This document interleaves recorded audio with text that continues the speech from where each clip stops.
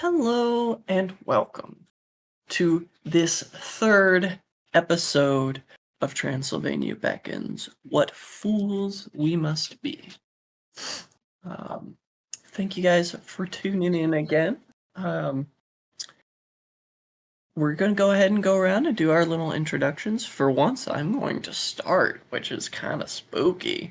I'm Avery, Golden Gwydion on all social media platforms. And I will be playing literally everyone who's not about to introduce themselves.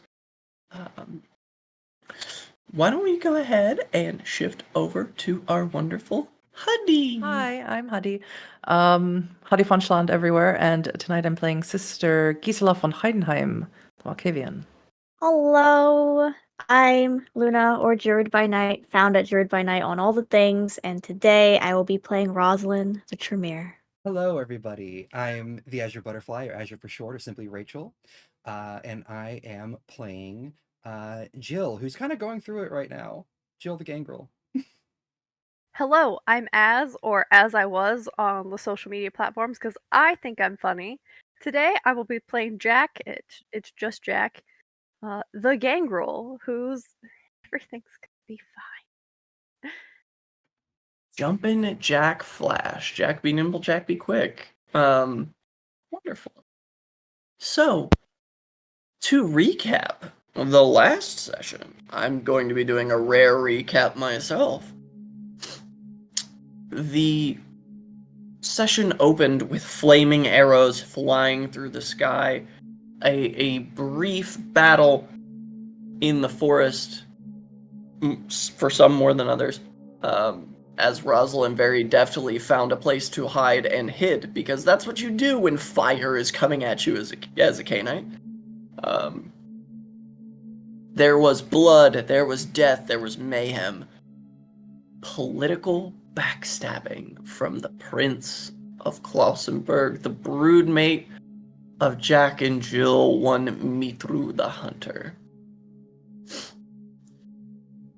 However, due to some expert maneuvering of getting out onto the road, Rosalind and Sister Gisela ran into an unearthly beautiful knight in shining armor from Constantinople, one Mika Vikos, who unleashed his horde of Shlachta and other vicissitude ghouls upon this army of mostly mortals,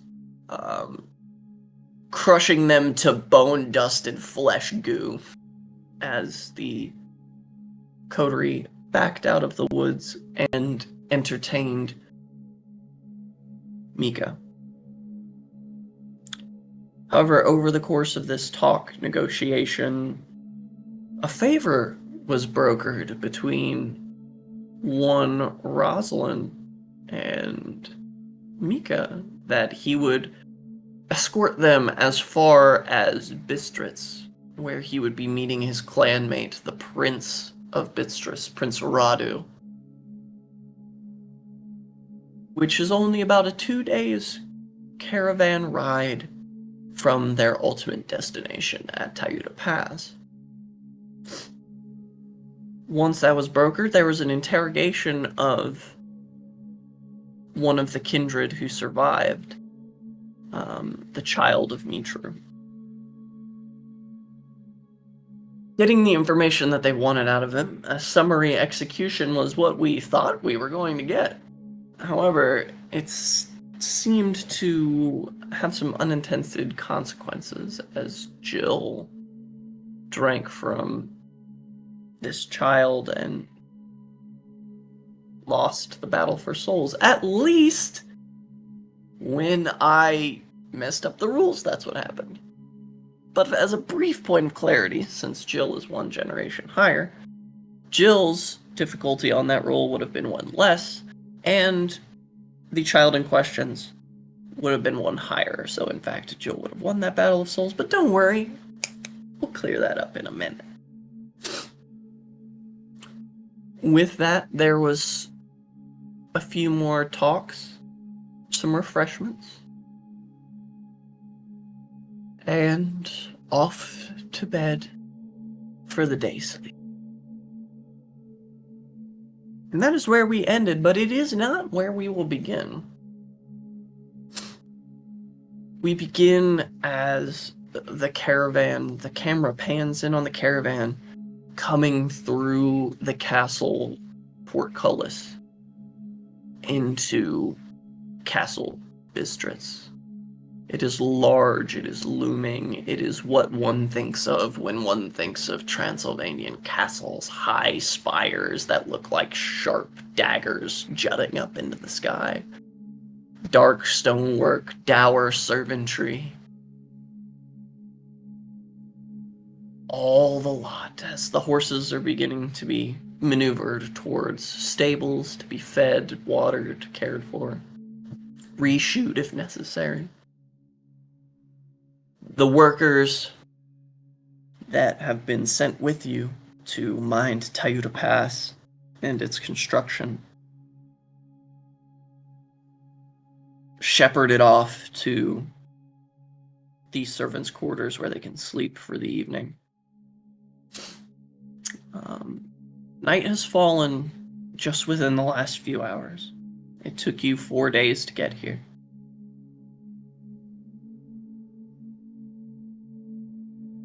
However, being in the shadow of this castle, Jack, Jill, you're brought back to 4 nights ago as we flash back. In the shadow of the House of Volstadt. Its crumbling architecture, the burnout.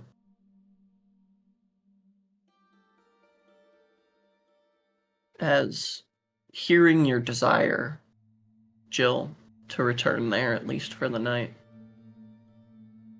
your co-pilot in your body decided that if it was what you wanted, he would do his best to make you comfortable. Jack, you would have seen Jill slipping away up the hill.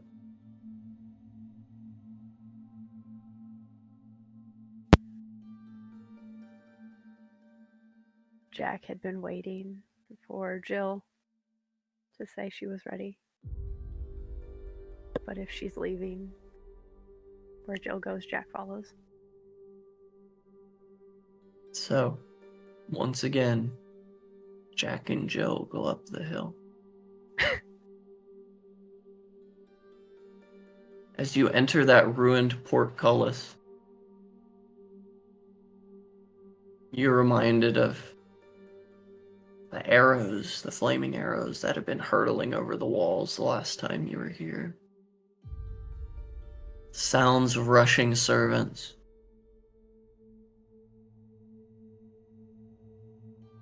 What's the plan? Jack is watching where Jill goes, and when she stops, he's going to come up beside her. Wherever he is, he's looking at the manor, remembering what it was.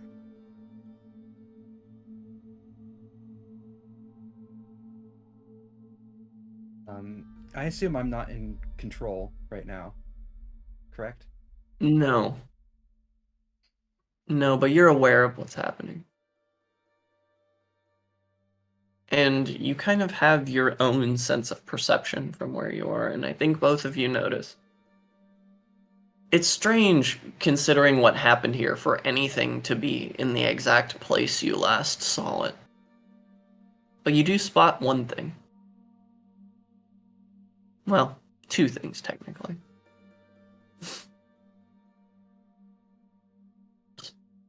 Now, bloated, soaked with wood, or soaked with water, wood mug,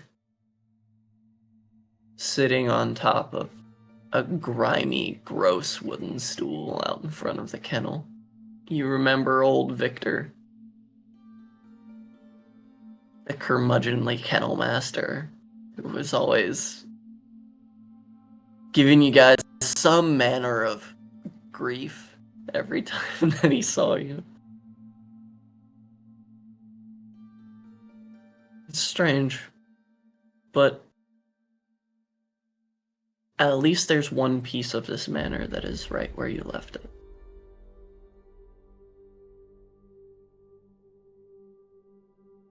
Some things don't change, I As- guess. Jill's form looks over to you.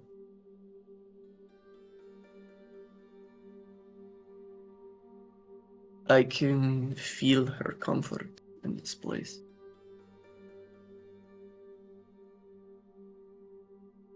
I would say that Jill is inside in that moment. Just the moment Jack made his presence known, the comfort would have doubled, knowing that he was there. And then you'd probably hear an almost amusing laugh ringing through the mind as we notice the cut. Just remembering all of them.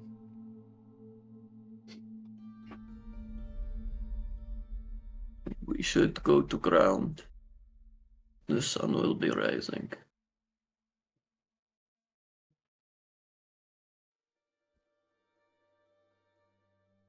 In a moment. Just, our trip was supposed to be this year, actually. In a few months.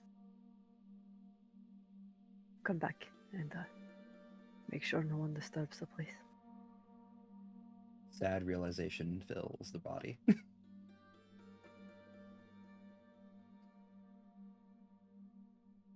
And so, Jill, you've kind of been able to feel that your nephew, as you've been calling him, has kind of been sifting through your memories a little bit, trying to really get a feel for what's been going on with you. As Jill's body looks to you, Jack. You know that if you are given your reward for this, it will be much more difficult for you to see one another. Princedom has many duties. It does not often allow for one to leave their domain.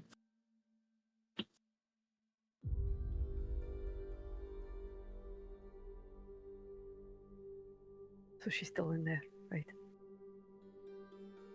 This is I can feel my hold waning.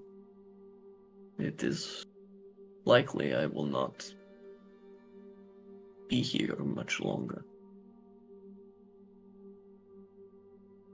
If I could let go, I would.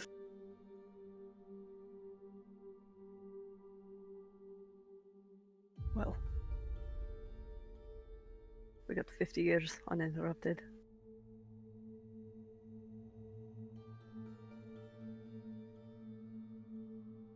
What's a few more years?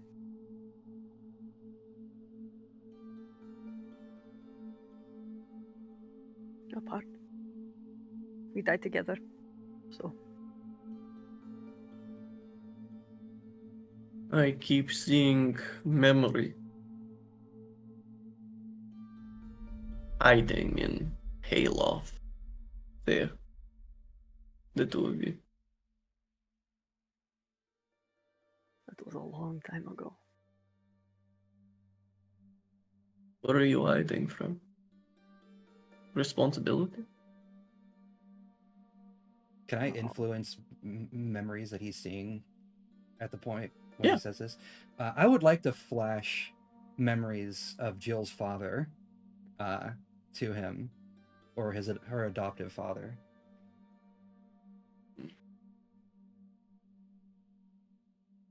Kind of squints and rubs his temple. Hey.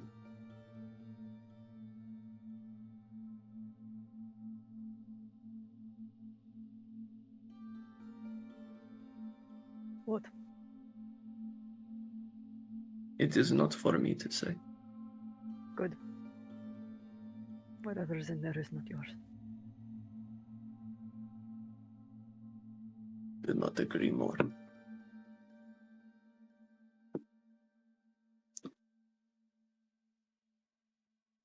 I get the feeling that you are unhappy with me.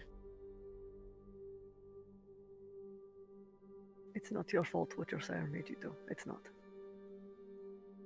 I'm unhappy that you're still here. I offered you peace, or at least some semblance of it, I hoped. This doesn't bring peace to any of us. If there is one thing I have learned from Nitrulanda, there is no peace for us. We are the damned, the children of Cain. There will be no peace. There will only be strife, blood, war, death, suffering. Any hope at peace died with us.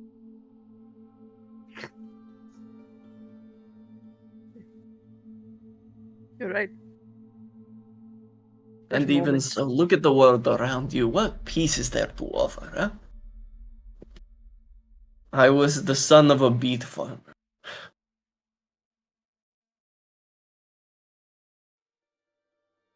was. My father died when I was a boy. Mongols rampaged across the land. Slaughtered everyone in sight. Took my mother. Look at the world around you. There is no peace. Find it laughable that there would be peace in the next life, but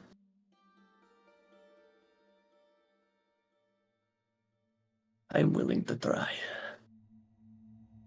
Good. I would say as those words are coming out of Jill's mouth, Jill from within, seeing the scenery around her, is going to once again be brought back into that moment, memories of what she learned about herself, why she'd been put through all that alongside Jack, and then all the conflict that had happened in that final night in the manor 50 years ago. And I will say also, Jill, in that moment of him describing his childhood, you are also flooded. I mean, you saw them when you drank, but now you can review them. His memory. Being in the farm, pulling beets, seeing a wave of horsemen so long you can't count end to end, riding through, slaughtering, burning, pillaging.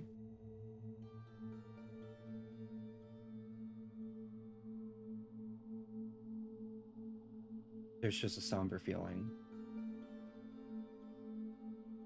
We should go to ground, Jack.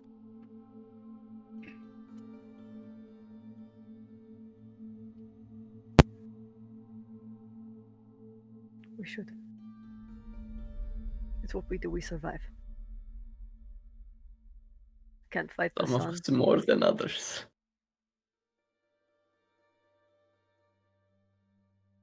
I wish you darkness. At least quiet, if not peace.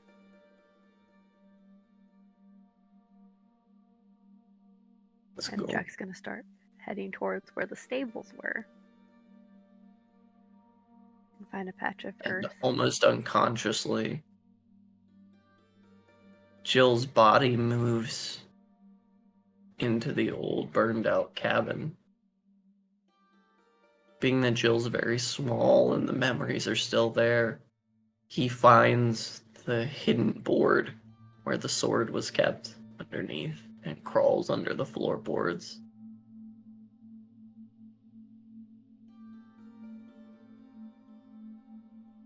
Yeah, Jack takes one look back at the castle, remembering the burning and falling when he jumped out the window, in hopes that the next night it'll be the same, where he gets to wake up and find Jill. And then into the earth. And the sun rises, the camera follows it until it is high in the sky at its midpoint before it flashes to the moon that is above you all in the courtyard, Castle Bistritz.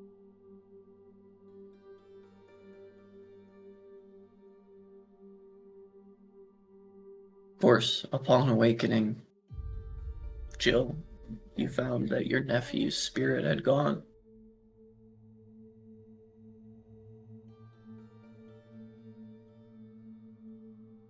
So we're woken up at the castle when she realizes this. Mm-hmm. She's gonna blink a few times, still in the moment, worried that she's just not in control. She's just seeing through the eyes again. And then she's gonna reach her hands up and... Is there anybody... Who's all around me in this particular moment? Now that you've disembarked at Castle Bistritz, unless anybody has any objections, I would think you're all in the same general area. Okay. Realizing that she's not alone or just with Jack in this moment, her eyes are just going to silently shift between everybody for a moment, and then probably doing something that, she hasn't done since that happened. She's gonna go up to Jack and then slightly reach up, grab at the back of his shirt, and squeeze. She's gonna look up and smile. The look on Jack's face is completely blank. As he looks down, kind of insight checks the look that Jill's giving him. No need, you guys share that specific merit. However, it's at that moment that there's a tapping at the wood post of the covered wagon you're on.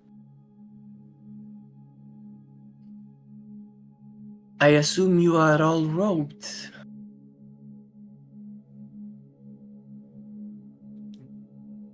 Oh shit, Jack goes to talk, but I have to spend blood to be able to do that. Yeah. So this is definitely something you would have all noticed about Jack. Jack has Over the course. furs usually pulled up around his neck. Is it, You see that there is a large open wound going through the windpipe. Jack awakes. So you go ahead and spend your blood to mend it. Flesh knits itself together.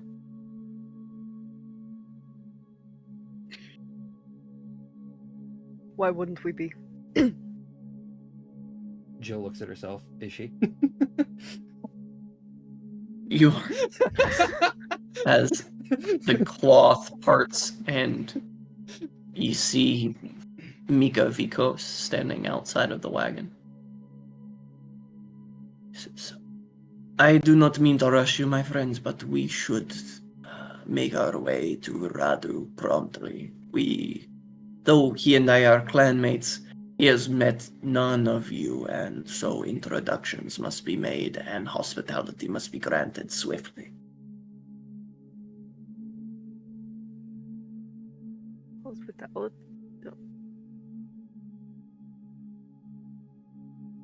Jack's gonna look at the rest of the coterie. Would there have been time for Gisela to have changed out of her habits and into the outfit that, I'm blanking on her first name, Basarab would have given her? Jarazina, yeah. Jarazina, absolutely. thank you. Then yes, then Gisela would appear outside of her habits in whatever it was that she gave her. I don't know if there was a description, I don't remember. It's a very nice gown. It is silken, it is green and gold. Yeah, okay. In that case, then I guess everyone would see Gisla's hair for the first time. Gisla is very, very blonde. Think And It does not take long for Jill to just fall back into her old kind of self with this. Actually, that's a good question, storyteller. How long did I spend outside of control altogether? just that night, Just that night? Got you. Excuse me. Wow, you look gorgeous, Gisla. I Oh, was about to say, sister. Thank you. I can't tell. That's why others compliment, right, Jack? I don't know. I guess. I suppose I can by trust the you. way, sister, I believe there is someone here you will want to meet. Gisla will blink and say, all right. Please, come with me. And as you begin to move through disparate hallways and corridors of Castle Bistris, it is lavish. The colors sanguine and gold, ivory cups, painting, accoutrement of high society.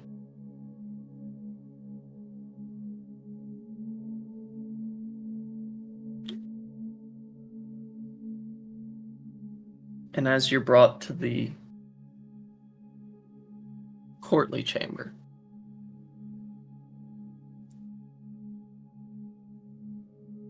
two of the household guard look you over. Spot your bow and arrow, Jill. All weapons will be left here. Why? It is impolite. Why?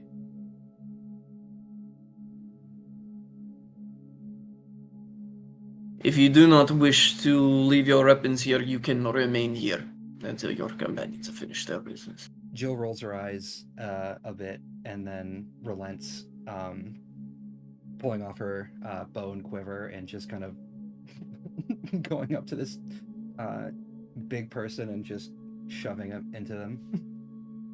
Anyone else? Weapons? Hand them over, please. Jack leans down kind of close to Rosalind. Is this standard? Yes. Oh, good. No. Gisla hands over her dagger. Oh, okay then. Never mind. They state your but weapons. it's not bloody though. I forgot. Sorry. Is it? Is No, she Are we didn't get to doing slit. more eye She counting? didn't get to slit anyone's throat. Never mind. I forgot she didn't. You almost forgot did. she didn't. Almost so close. The weapons get placed on a side table. And the doors open.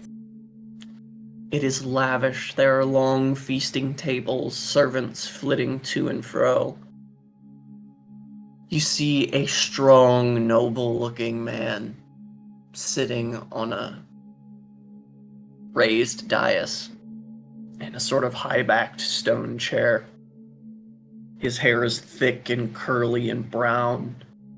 His blue eyes are scanning the room. He's sort of gently rubbing his clean-shaven chin as he leans over and has a few words with someone only one of you would recognize.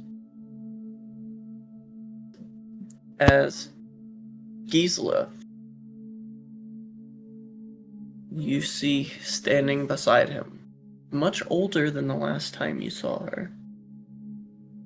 Sister Fleur.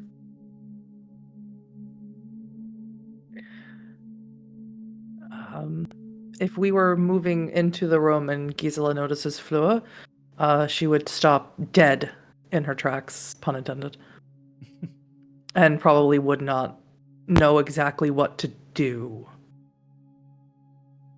Jill, She's in her early 40s now.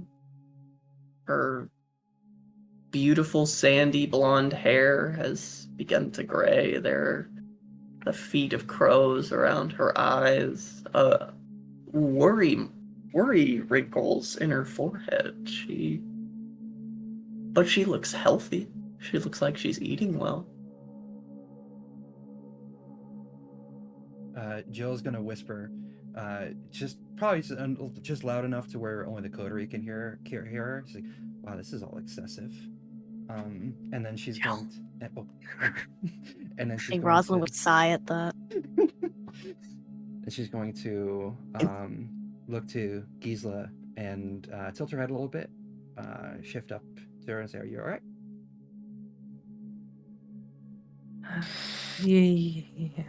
Yeah. Emma, we must introduce ourselves to the prince. Very important. So we stop and we wait for an introduction, or do we go up to, Mika just waves you on behind him. or we follow the knight? Yes. Seems to be the way. He moves directly up to the base of the dais and kneels.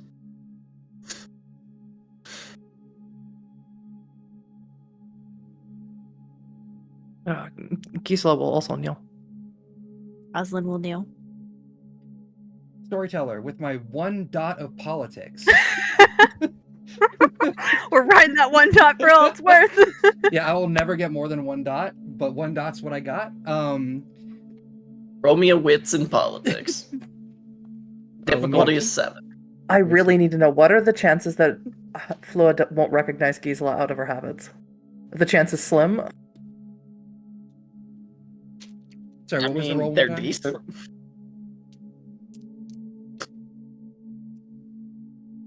What'd you say? What was the roll one more time? Difficulty of 7. Wits and politics.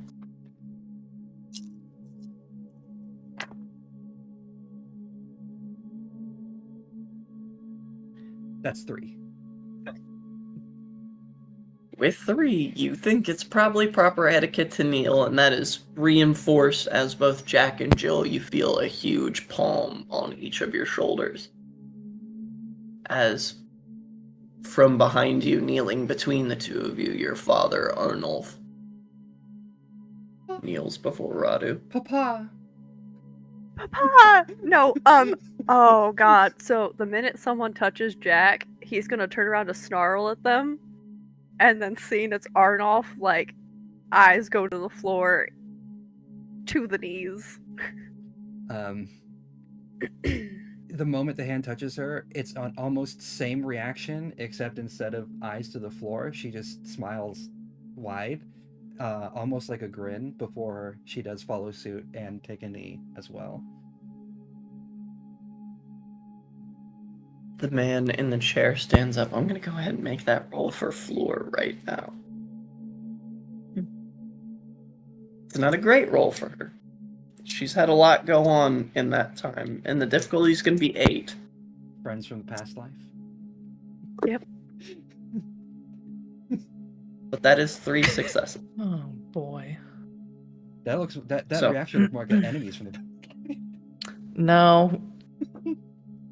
Guilt. As you all kneel, Oh!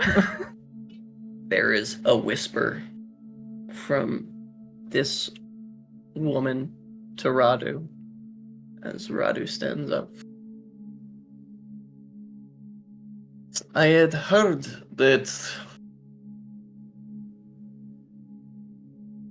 had led a cavalcade from Klausenberg. 'Tis good to see you, Mika. Come, embrace me as kin and kindred. Mika stands and they hug. And they kiss each other. Radu says, Jack, what's a kindred? and Arnulf just says, be silent. Yeah, just the eyes of shut up. You're gonna embarrass us for the dad. And Radu says, and who have you brought before me? And Mika gestures. Travelers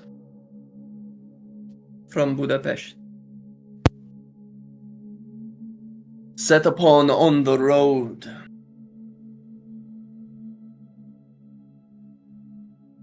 He says, always protecting the pilgrims, aren't you, Mika? Well,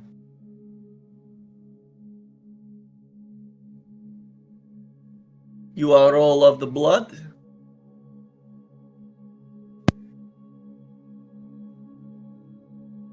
Yes. Are we supposed to answer? Yes. I will grant you hospitality on condition. What is your business traveling through? Where are you going? What are you doing? Jack's gonna look at Rosalind because she seems the most eloquent of us. Rosalind will raise her head. We're traveling to Tayu to Pass. To do what? Establish a keep. In my pass. Interesting. If Rosalind could blush a little from embarrassment. Gisela will pipe up really quickly. Prietna Prasnikovnica. It's more of a protection. There is a trade route there that we are fearful that the Mongols will harm. We do not wish to invade on your domain. Mika, do you recall me asking for aid from the Seven Cities? And Mika shakes his head before a voice from behind you raises. I can speak for these outlanders.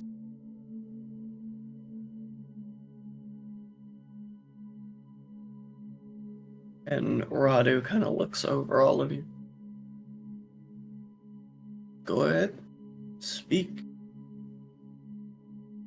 And you see an older man, probably in his early 60s, but still strong. His hair is grayed, it's longer. A long mustache goes way beyond the edges of his chin. He says, the invader went through Vensel Ricard, had his men capture my granddaughter.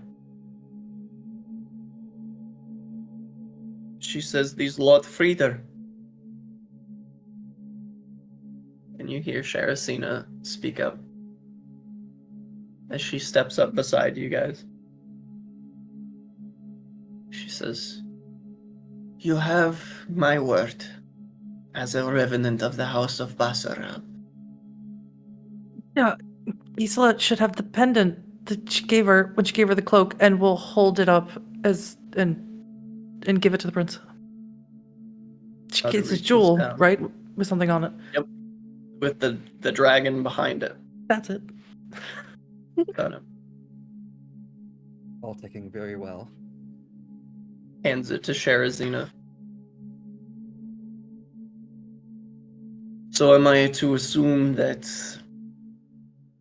this would be a proposed alliance between the Voivodate and the princes of the Seven Cities?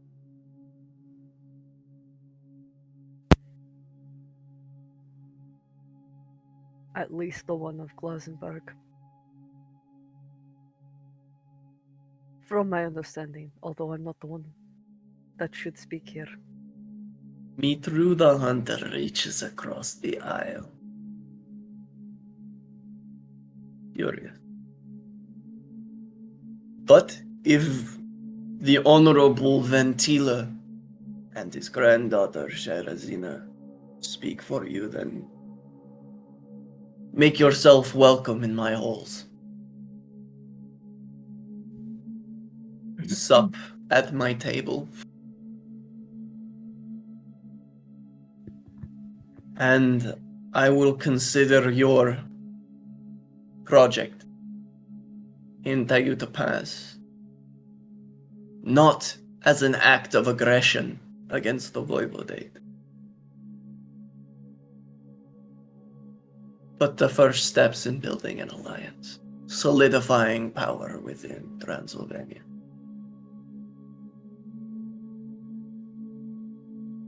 Rise, my friends. Why do we look so dour? Come, rise. We can stand I now. am Okay. Prince Radu, and I am the Prince of Bistritz. Please enjoy my domain. Is there anything I can do for you? Jill kind of goes 10,000 yard stare for a quick second as she thinks about like 100 things that she wants in that moment. But Jack's gonna reach out a hand to Jill's shoulder and just Spasiba, Prince. Thank you for your generosity. If it is not too much trouble, may I speak with the elegant young woman that is nearby your dais? You wish to speak with my seneschal. So be it. Fleur is your seneschal. She manages the affairs of my house. Yeah? Meine Güte. All right. Spasiba. Dobre večer. And she will leave the rest of you for just a moment. Also, Awesome. don't try Or speaking will- Russian with a German accent. It doesn't work. it's fine. Laura will Like, approach you and she'll offer her arm to you as she leads you off into one of the side chambers, leaving the three of you within the hall. Arnulf is still Rosalind will- here. Rosalind will Go ahead. bow her head slightly and say, echoing the sentiment of my comrade, thank you for your hospitality. I require nothing more than such. Jill looks to Rosalind and the Jack and Arnulf, then back up to the prince, and she's going to say, yes, thank you. I'm fine. I did not think I would be offering hospitality to a usurper anytime soon. We will have words later, Lady Rosalind of Clan Tremere. Of course. Question. And I- Arnulf kind of wraps his arms around Jack and Jill and just gives a curt nod to Radu and begins to escort you two away. We're gonna keep. We can nod at the prince. We can nod at the prince, and it's not impolite. Okay. And Jackal throw quick eyes to where Gisela went, Rosalind, and then we need to talk to Papa. yeah, Jill's just going to wave to Rosalind as they move away. Storyteller, I had a question. Sure. Because my understanding of Diablerie is still fresh, what is the telltale markings of it once more? Is that a thing? In what regard? Like, isn't there like some sort of physicality about it that shows like in the eyes? I can't remember if that's a thing. You appear entirely yourself. Okay. Now, someone with auspex that can read your aura will be able to tell. But to the naked eye, you are as you have always been. Okay, cool. just making a mental note. Thank you. Rosalind, it's at that point that Sherazina offers you a hand, I will take it. and you are quickly surrounded by Samis. Not in a threatening way, Okay. but you realize there's Miku, there's Mika, there's Radu, there's now Vintila and Sherazina. Mm-hmm. Mm-hmm. You are in a den of dragons. Very cool. Okay. As Mika looks to you, Rosalind says, "Please, let me introduce you to my clanmates." I would love to meet them.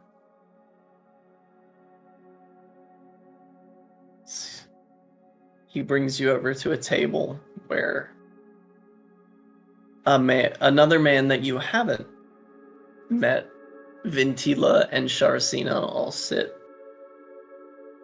He says, "May I introduce you here to the House of Basara?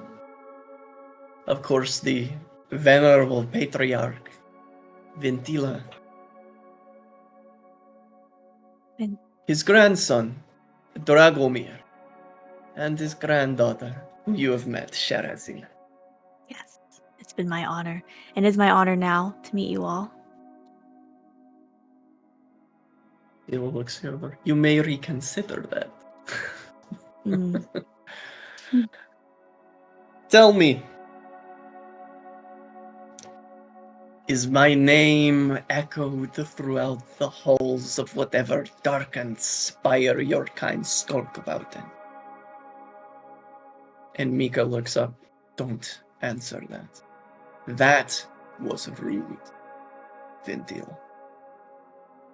This is not a war room. We have all received hospitality from Rad."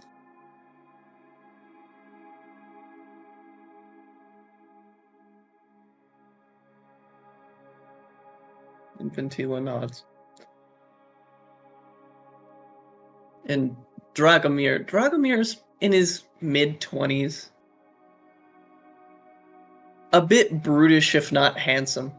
He's large and muscular and wide facial features, strong facial features.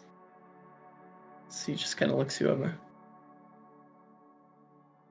"You are not from around here."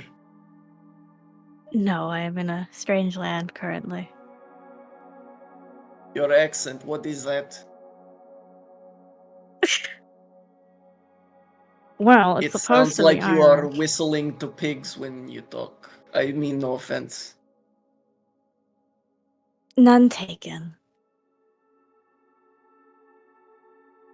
"Where are you from?" Like I said, out of character. It's supposed to be Irish. I can't do accents. Ireland.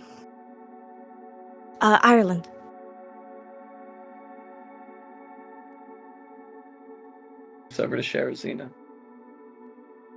"It is north, dear brother. Across the North Sea." He nods. "So what, you are like relative of the Kievans?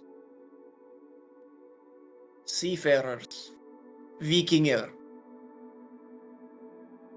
No? "Then why the fuck have you found yourself in Transylvania? It is not hospitable to outsiders.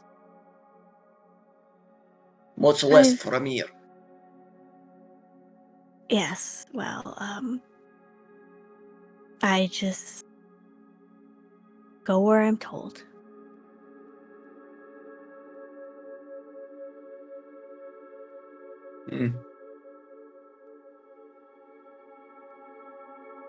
Ventila looks you over again.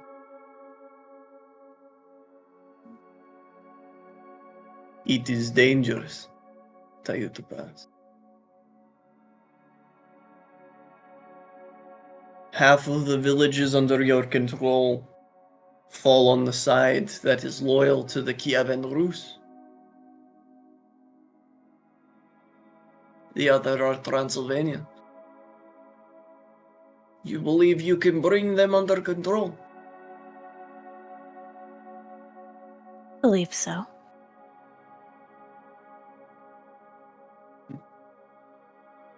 I would be careful if I were you, and under the auspices of hospitality, I am obliged to say it is also on the border of Lupine territory. Duly noted.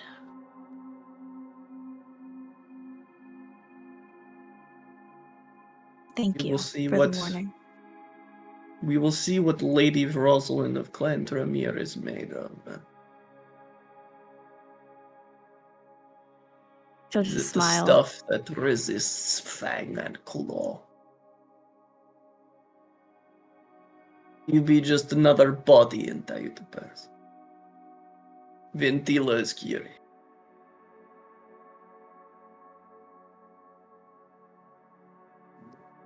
I think Rosalind would try to keep on her best mask and say, between me and my comrades, I believe we will succeed in our endeavor. I have a quick question. Yes. Do you believe that or not? Who? No, you know what? She does, because there can be no failure. She has to believe it. Charisma plus etiquette, please. Oh. At a difficulty of 6. Oh. Okay. You got This this. is a decent. You got Mhm. this. Right. Everything's Yeah. gonna be fine. Everything's This gonna be is fine. essentially the courtly persuasion roll. Mm-hmm. I'm Yeah. sorry, I'm sorry I cannot help you with my 1 dot of politics. I'm being led away. So 10s count for 2, correct? Let's count for 2. Okay, so 1, 2, 3, 4. Ventila nods. We shall see if there is another tower on Tayuta Pass. We shall. He looks over. Drinks. Now. One of the servants rushes off to get drinks for you. As the camera pans over to Arnulf herding his children into a corner.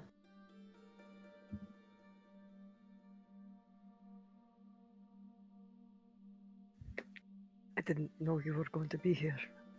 It's Are you all right? I did not plan on being here. Why have you come, sire? Do you It's know not what for he did? you to Do you know what he know. did? I know everything that happens in Transylvania. Well, I'm not saying that you don't. I just Then act like it. yes, I. It has come to my attention that perhaps I left you alone too long. Jill's just gonna look. You do back not and kneel forth. before a prince when you are brought to the room? The only prince we saw was Mitru, and he wouldn't even let us in the city gates the first time we went to see him. Yeah, and then he tried to have us killed. Instinct. You must grow your instinct, children. Power is something we can smell.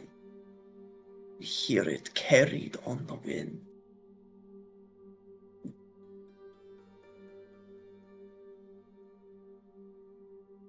We must do better if we wish to survive.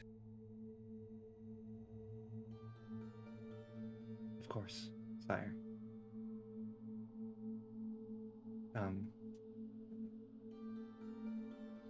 Do not speak.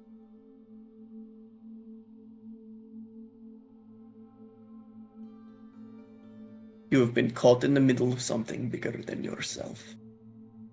This This was not personal with Ep3. You will take no action against him. Am I understood? What was the Jill point? looks to Jack. Curious, just furrowed in his brow. She's just going to say exactly what Jack just said. What is the point then? We caught in the If it middle. was for you to know, you would know. If it has to do with you, let us help.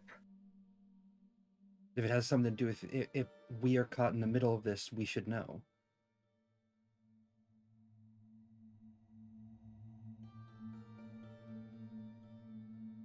You have grown petulant in your age. Do you believe I need your help? I don't think you need it. Things are playing out as I want.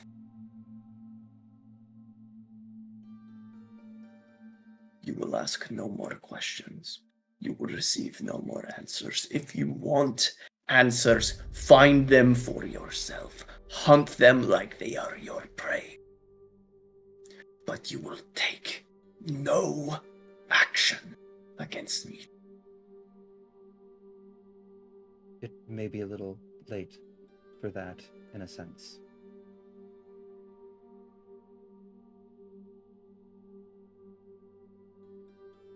She's just going to look up to Arnulf, the child of Mitru that we captured. I consumed him. Azog.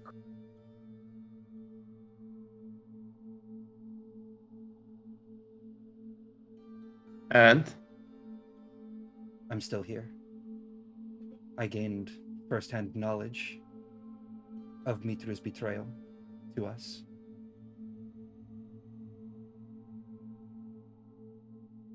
Why then do you ask me for answer to question you already know answer to? My question was why we wouldn't... She's just gonna falter at that. Not wanting to make Arnulf angrier. I take no pleasure in dispatching the Canaanites I have made.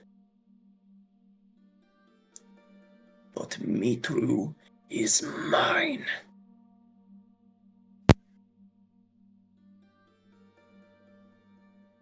Yes, sir.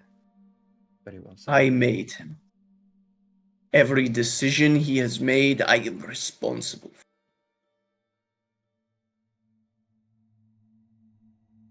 You will take no action against him, or I will dispatch you first.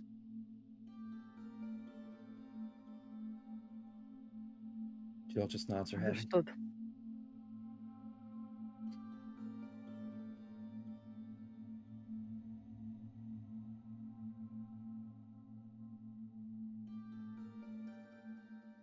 You know I kept Mitru for longer.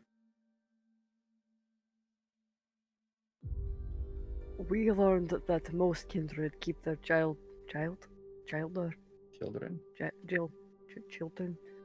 for years. You had us for a This is week. True. We are different.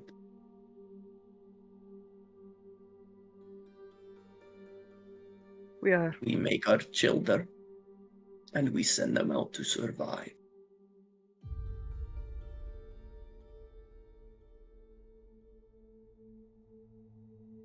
And if they cannot survive on their own, then they are unworthy of the blood.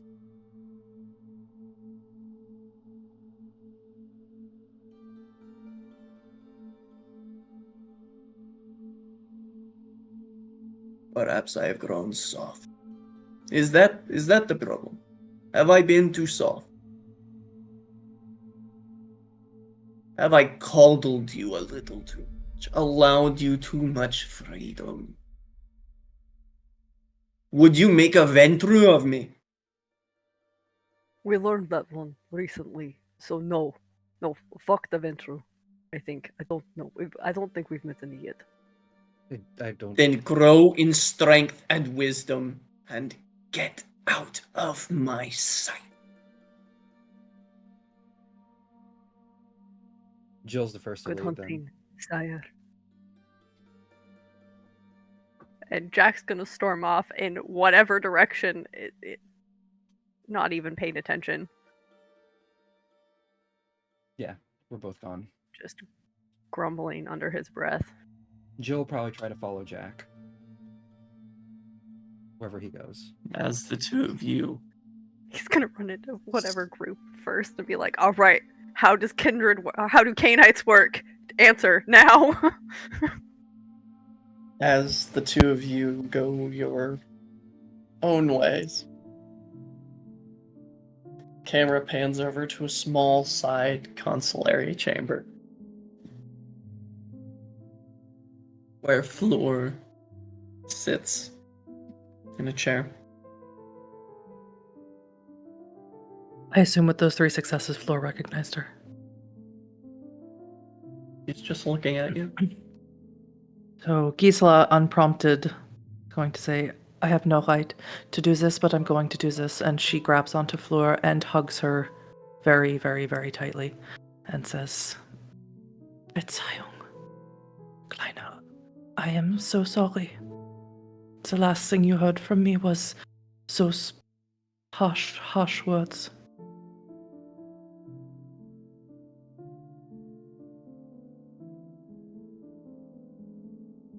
They were very harsh. I was. And you But were you were very not- young. You are not wrong, Gisela. It was a lifetime ago. Sitze, bitte. Gisela will. I pray for you every night. For all the Stop. sisters. Don't. They do enough praying for themselves. But you must remember, I'm touched. I'm sure you heard the sisters whispering.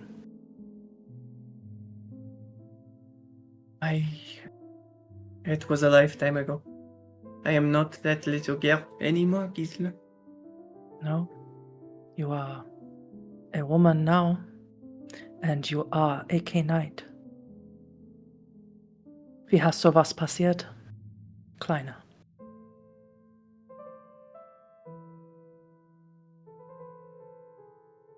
I left the convent. I married a man in the village. You married. I did. You have children. The Lord did not see fit to bless us in such a way. And then what happened?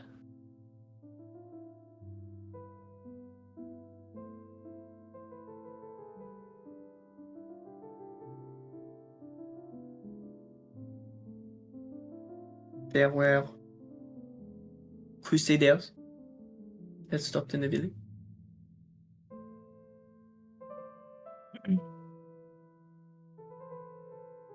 They did not appreciate the tone that my husband spoke to them with.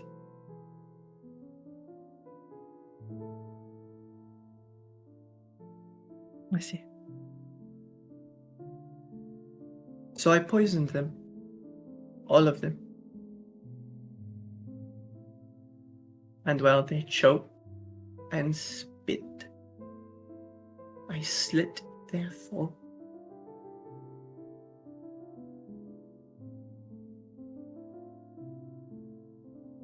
Did you ask for forgiveness?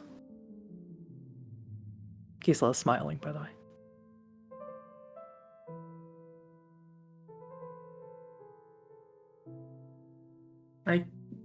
It's hard to remember.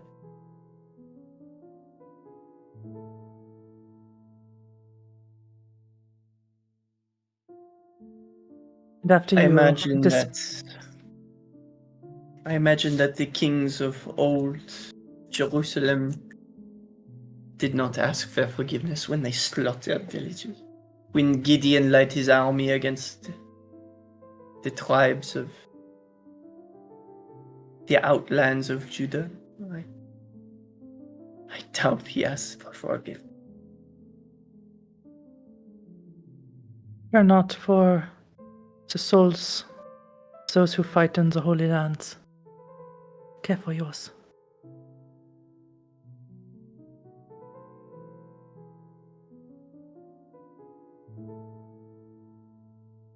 That's where he found me, you know. While I was slitting their throat. The one who made me. Die Heister.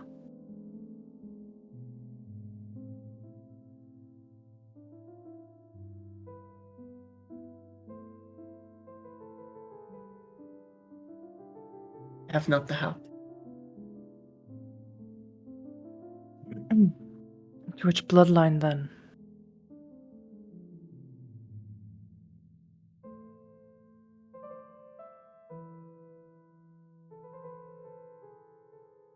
It was his eyes that got me, sister. Sadness.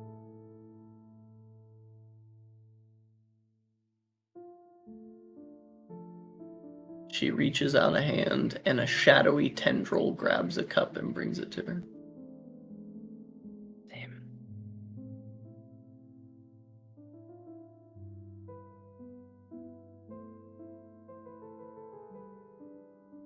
One of my broodmates passed through here a few nights ago. You should know. Headed to where you're going with your companion? All right. Do you care to divulge? I am bound by oath to say no more than I have said. Understand. You know, it's hard, Fleur.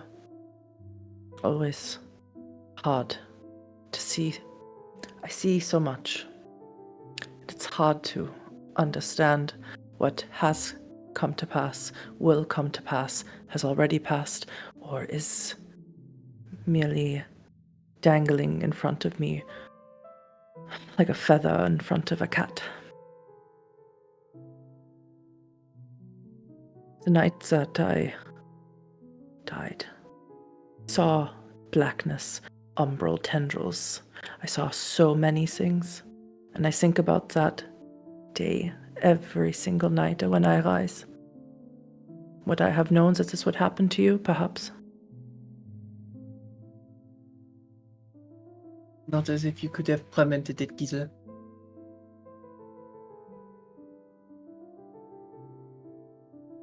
Deus Vult? No? As you are not the same girl that I knew, I am not the same girls that you knew.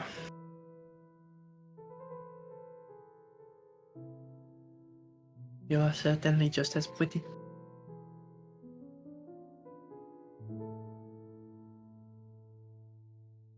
You know Marius killed Astrid.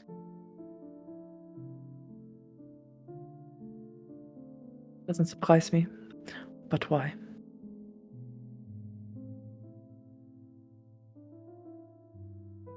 I'm not sure. Even when I lived in the village, I made way to the anchorage.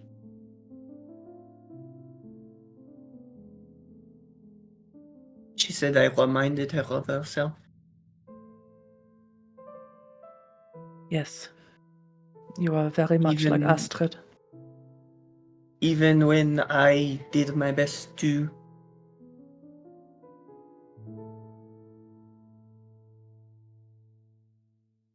like a myrtle after I had been embraced. I made my way to her, visited.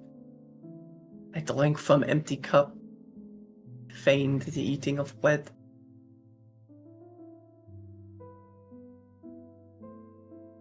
So when I opened her door and I found him supping from her breast, her body nearly desiccated from the loss of vitae,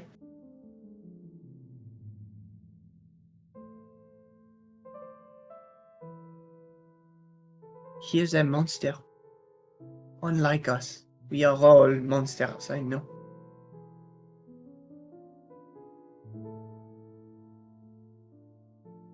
Gisela will lean in very closely, take Flua's hands, and kiss them both. Then look her in the face and say, I have known since my embrace that Brother Marius is a false fit.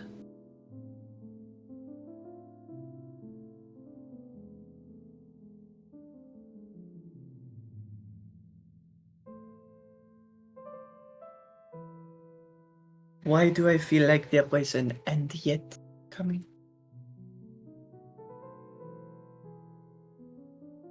And yet, he holds someone captive that I would set free. And der Allmächtige has not yet shown me how I will dispatch of him.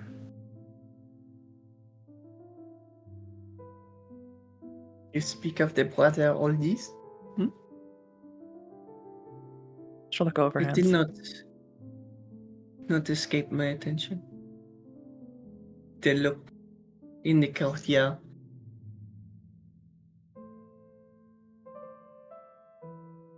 Yes, I believe I sent you to bed immediately after. Oui. In that regard, I do believe there was a messenger here for you. Yes, I should return to my compatriots. May I write to you, Fleur? I think you should forget about me, Gisela. I think. Long after I have forgotten my own name, I will remember yours.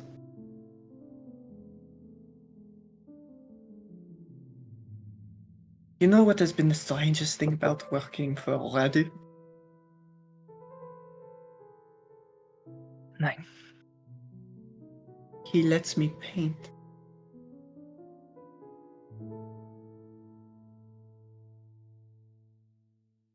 That makes me very happy to hear, Fleur. I hope you will paint in perpetuity.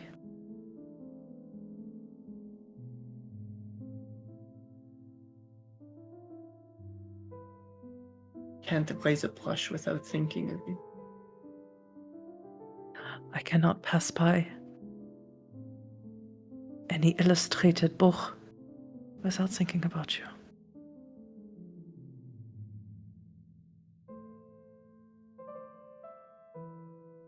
Write if you wish, Gisela, but the duties of a seneschal keep me busy.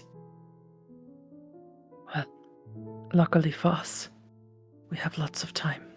I can wait. I should attend to the master of the house. You have a messenger to catch.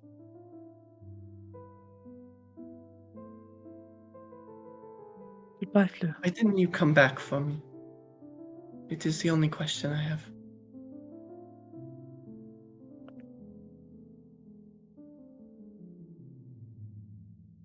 I was afraid. And I was weak. And I will never forgive myself for it. And I have a very long time to be guilty. Forever.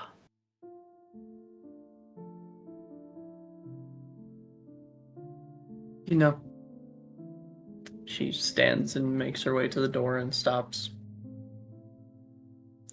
I used to take so much comfort that the good book began by saying that God hovered above the face of the waters. Always see myself in the face of the waters. Can Gisela force a premonition of some kind? You're good. Force a there we go. premonition of what exactly? I would like to see anything to do with Flur's sire. Okay. But I don't want her to know I'm doing it. Um, Because she won't tell me who it is.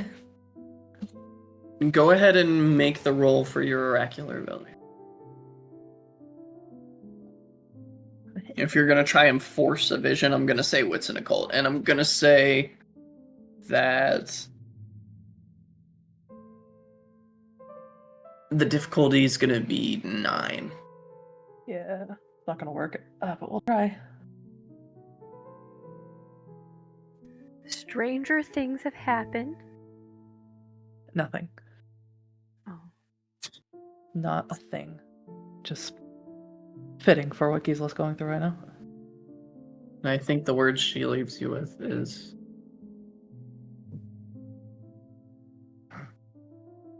I always envisioned that God was hovering right above the waters, looking back at me.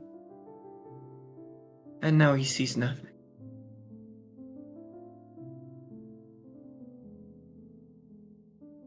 He exits the room.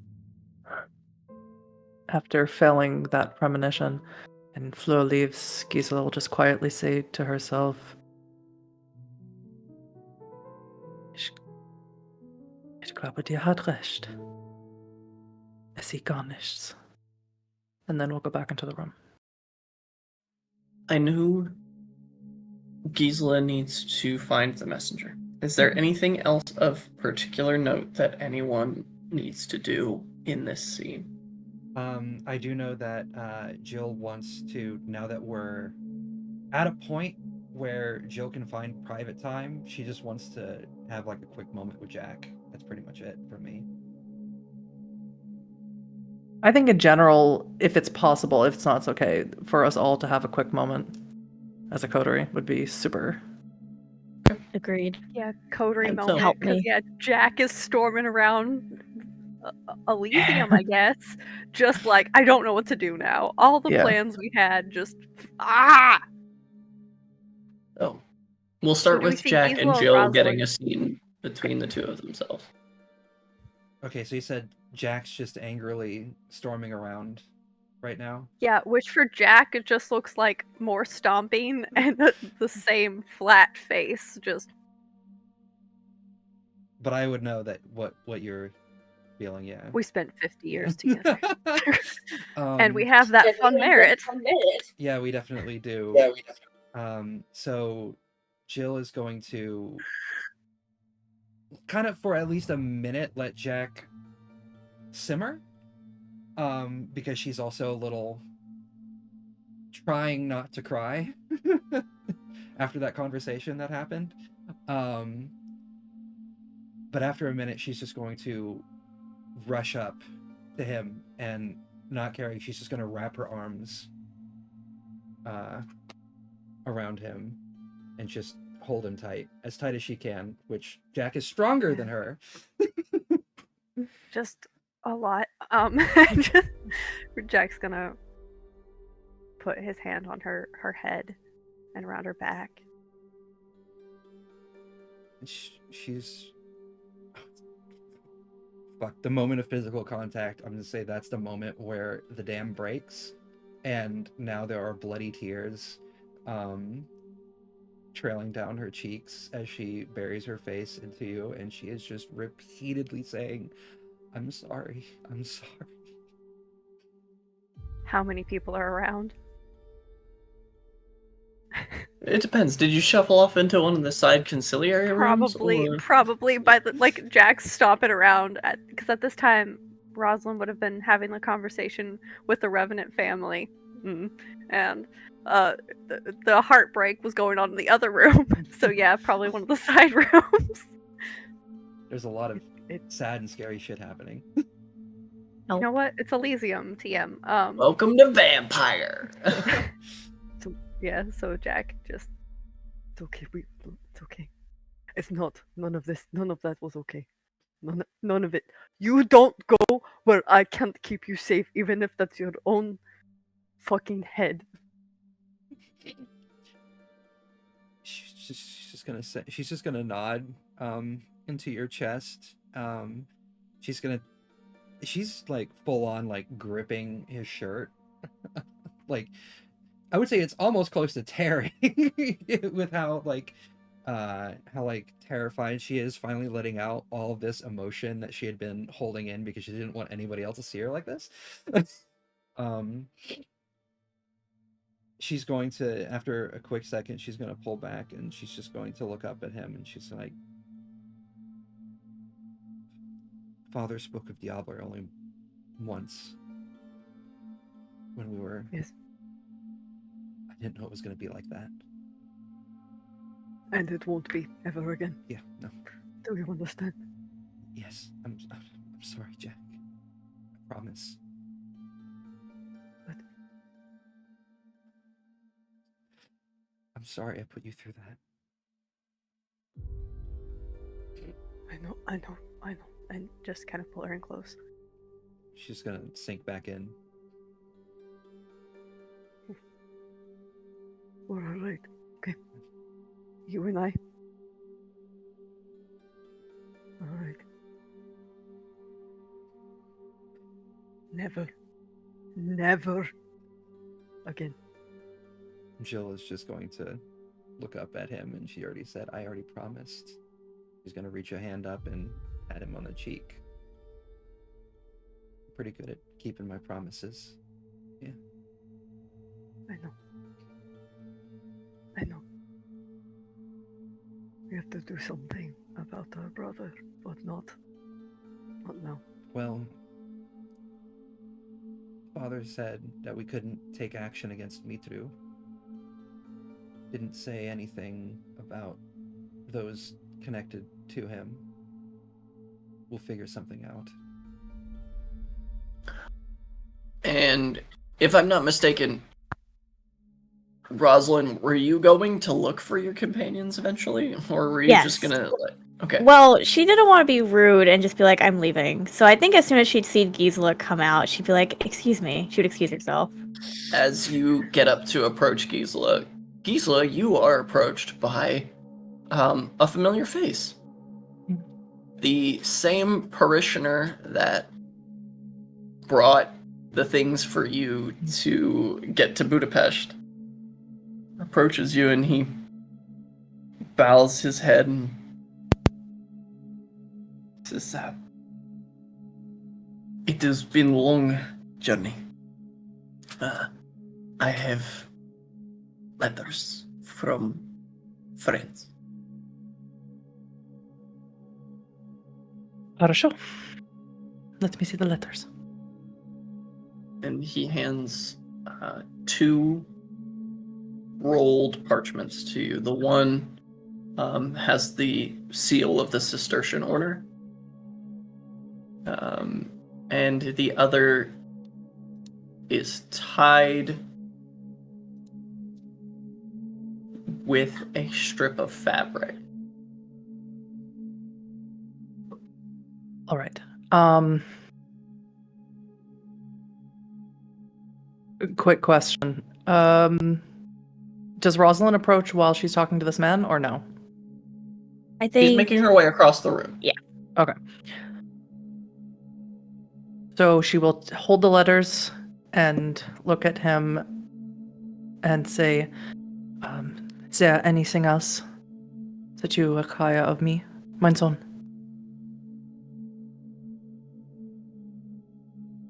I do not believe so, sister. I must return to Bucharest to receive my payments for this. And she If will... there are any further letters, where would I be going? Would telling him the Toyota Pass be enough of, or would she have something more substantial? Oh, yeah, no, that would definitely be enough. You should come call upon me in Tayuda Pass in a week or two for my letters. And then she will kiss him on the forehead and say, "You do God's work." Go with God, sister. Who's Gott, mein Sohn?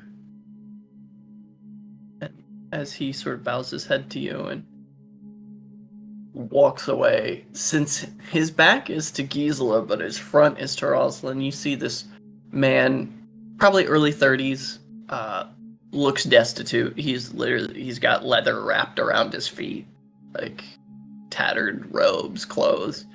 And you see as he turns away from Gisela, he crosses himself as he exits the room. I guess they pass by each other. Rosalind would just kind of, look and then bring her attention back to Sister Gisela and approach. How are you faring?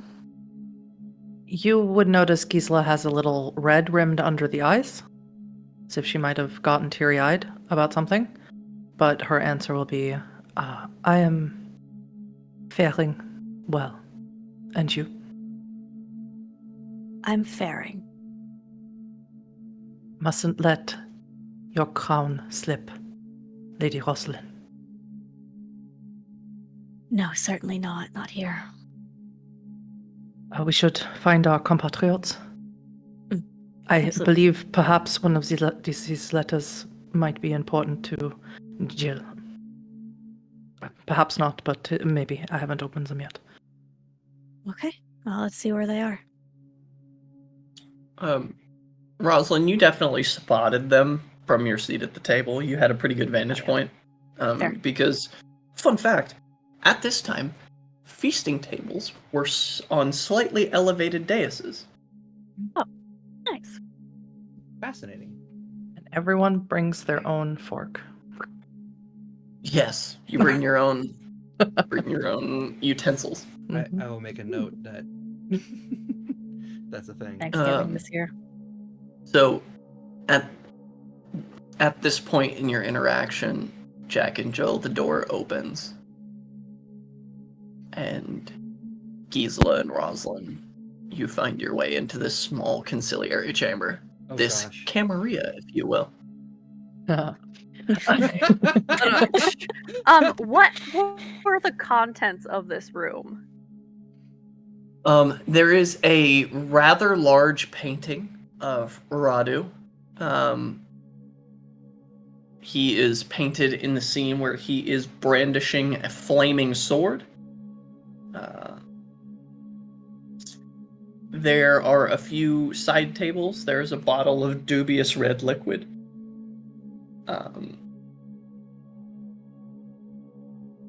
Do the side tables have any runners on them, like cloth?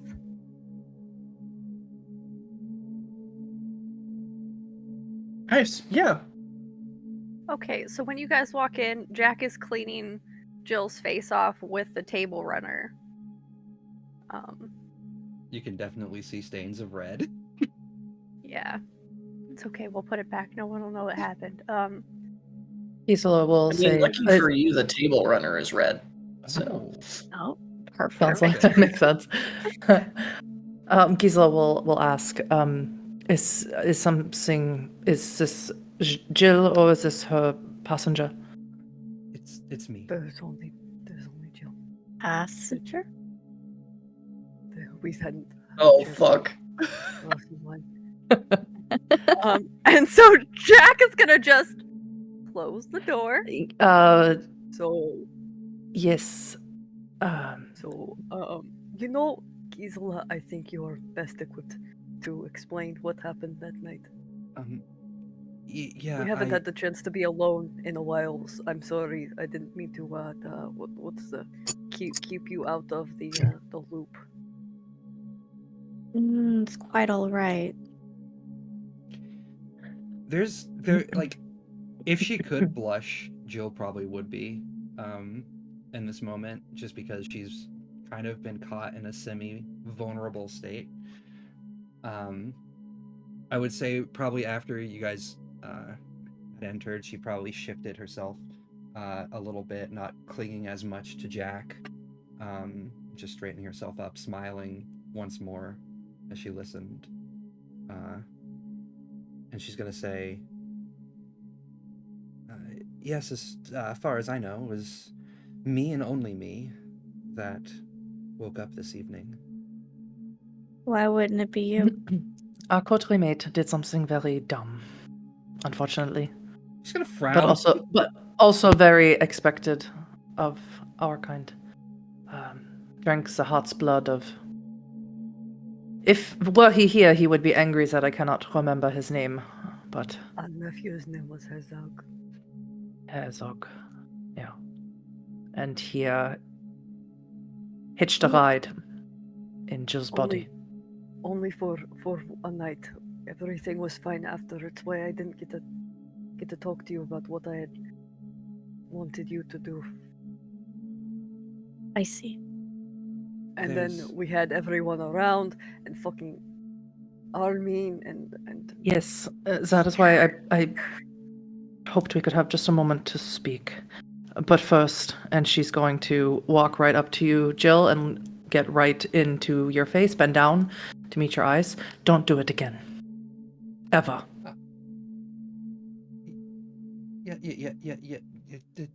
Yes, ma'am. You'd be right to listen to the sister, little one. She looked.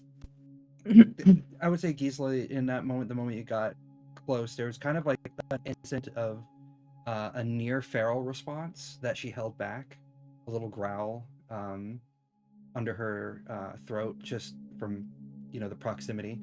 But she would have relented, and you would have seen, the absolute fear in her eyes, and she is definitely taking in your words. But the moment Rosalind says little one, that fear, that softness that was there narrows into frustration, and she's just gonna look at Rosalind and just say, "Are you insulting my height?" No. It's insulting your maturity. And when Jack reached out a hand over to Jill, Gisela would have put her hand on Jack's. Am I to understand that neither of you went through the accounting? Is that what I am supposed to insinuate? As you do that. Well, Oh boy. Why did I have to I touch? need you to. Why do I touch? I need you to make me a intelligence plus occult at a difficulty of 7. That's like a really bad roll for nightmares. me. Wait, who's making this roll? Gisela. Okay. She touched Yeah, that's such a bad roll for Gisela. Ooh, difficulty of 7. That's a botch. That's a 10, 2 1s, and a 5. It's a botch. That's a botch. As your botch of it. hand rests on Jack's, and you begin to ask your question, the words fully flow.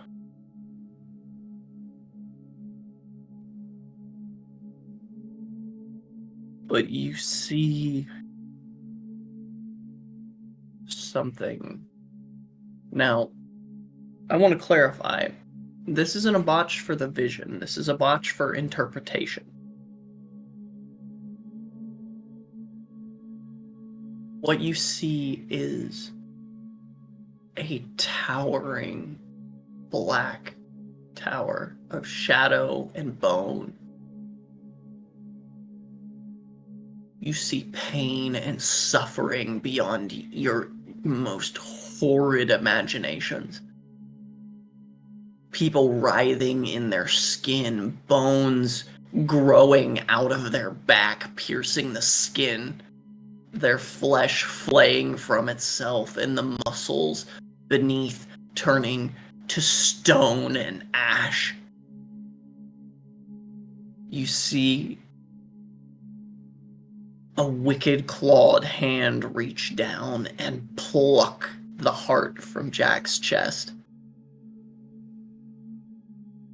You see a murder of 13 ravens. Sit and watch. And you see, off in the distance, a young white wolf howling alone. I've seen this wolf before. You have seen this wolf before. Okay. Yeah, so Gizo's gonna take your hand and was going to say something, but now she sort of grips your hand too hard and is just holding onto it and staring past you and not saying anything. And then she lets go of it and turns around and I won't do it in German, but in German just starts going, "These fucking dragons, this fucking place. I hate this place. I hate gore, the viscera, 13 ravens. Why 13 ravens? 13 Raben, 13 Raben." And she just starts pacing around the room talking like that. Did I do something? No, she More? touched me, Jill. It's did I do something? What happened to you two while we were dealing with father? Question for the storyteller. Sure. So I've seen how many premonitions happen now? Just the one, or was there the one at the marketplace that I was? This would be the second one that you witnessed. So would I have a guess as to what clan Gisela may be at this point? You can roll me a intelligence and occult. Oh yes. Oh, Please right. give those to Rosalind from now on. Yes. I'll take all the theology rolls. I forgot that we forgot to ask about what the heck. Gisela Fine. I was is. hoping we Look. would never ever ask. No one would ever ask. You're just a Look, nun, okay, right? Jack doesn't care. Gisela is Coterie. We're a pack. She's not What's- Ventru. That's all Jack knows. All that matters. Not What's the Gabriel, difficulty? Not Ventru. 6. That's okay. So we got 1, 2, 3, 4, 5, 6. 6 successes. Oh wait, no, and then 2 ones. Fuck. So 4. So 4. Okay. I thought 2 1s is a botch. Is it? No. If you have a 1 past having no successes, it's a Oh, then I guess mine wasn't a botch. Okay. Oh no, it was. It still wasn't. Okay, I get it. Poor Gisela. You got this. Yeah, you're pretty sure you've got a good handle on it, Rosalind. So as this is happening, Rosalind just goes, "Ah, okay, that makes sense." You said it out loud. What? Yes. What does it What make makes sense? What? What? This is a lot of talking. The sister is of Clan Malkov. Am I correct? Looks to Jack. Malkov. Malkov is, like how we're the child of Arnulf. Like, is this some It's sort another of clan, status Malkavian. clan? Malkavian. How many are there now? That And Jill will turn around at that question and say, 13. Wie 13 Raben. 13. 13. do we know German? Okay. No, if she says 13, Okay, if she Good. says, she says 13, yeah, because I was about to say 13 clans. All right, so we have a bit. 13 more. clans for 13 ravens. Watching the tower. All right. I mean, well, the tower. We haven't built it yet. That will be soon. a couple days, and then to building time. I don't know. Are you two all right? What the fuck happened while we were in here? Are you all right, Rosalind? Oh, I'm feeling much better in here than I was out there. What happened? Dragons don't like me. What's that about being a usurper?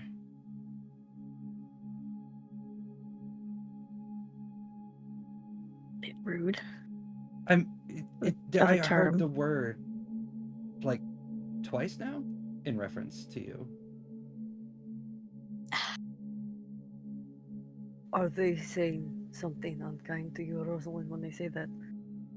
Like when they call us animals? Yeah, wild folk. I would say so. Who said Many this? other clans would not say so. So they called you this, and then who said this to you? I'll take care of it. No, No. please. What I wanted to say, for I was so called, touched, known, am I to understand that you have not taken into any accounting? I have heard stories of the Outlanders. They do not do such a thing, but you don't know anything about our society or the lands that we traverse or the clans that pose an imminent danger to one of our own. And she looks at Rosalind. Not No. really. Arnulf had us for 2 weeks. Was it a week or 2 weeks? Technically, it was a week and a night because of Jack. So. Oh, yes. Yeah. So about a week. He That's taught us why how to when we survive. first met, I asked about your whole, like your sire follows you around. That would never happen to us. We basically got left alone. We tried a couple times to go out, but it always ended badly. We learned about what happens when the beast takes over. That happened our first night alone. Yeah. That is something. Arnulf basically sent us away, and we To stayed survive. in our forest and our mountain That's until Artie showed up and said it was time. Rosalind looks like she doesn't like that. She looks displeased. Gisela doesn't look that happy about it either. Is there Jill, something wrong, or You're your sire's responsibility. It's a liability to our endeavor. So, and hopefully in these letters is something useful that will prove that I am not trying to control you in any way, but I would certainly offer any guidance that I can, whether through my knowledge of Canite society or through my gift. I can.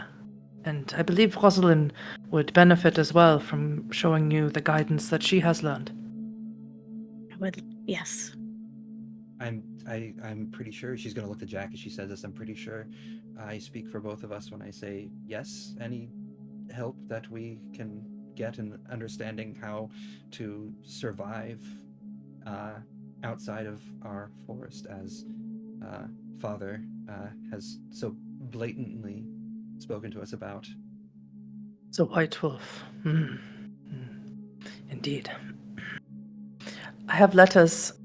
She holds them out. And she opens the one with the Cistercian seal. The first thing you notice is that it's penned in two hands. Mm-hmm. That the first half of the letter is penned by one person and the second half by another. Mm-hmm. The first hand reads, Most Venerable Sister Gisela of Bucharest, it has come to my attention that there is perhaps an endeavor of the mortal soul that you would wish to discuss. You are always welcome within my monastery, and whatever knowledge you seek, should it be unintrusive,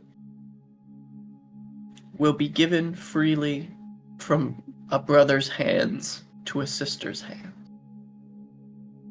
Signed by the Venerable Abbot Garanal Cappadocius. Yes. Do you And read? the second, Before she moves on a second, I saw if you read. a few words here and there, mostly to make signs telling people to stay out of our forest. I didn't learn as a mortal. All right. All right. It was Then more difficult.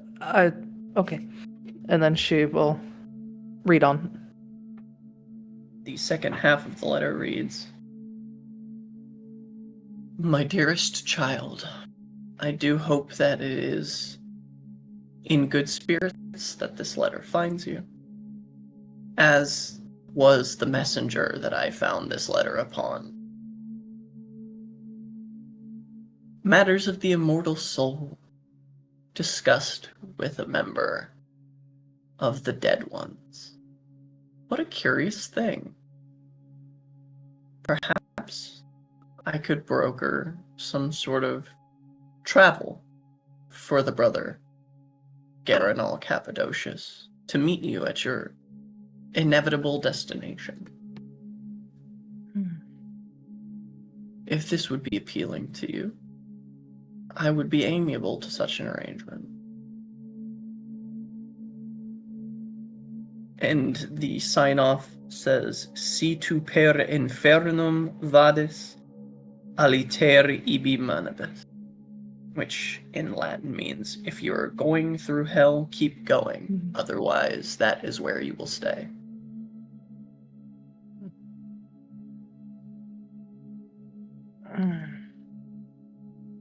And it is So signed, just Brother Marius of He's just mutter under her breath. Oh, it's Marius. So I have made contact with Cappadocians on your behalf, Jill, for your ghost problem. Oh, My sire has so graciously offered to broker an arrangement, a deal, travel and other things, so that we may come to his monastery unmolested and safe.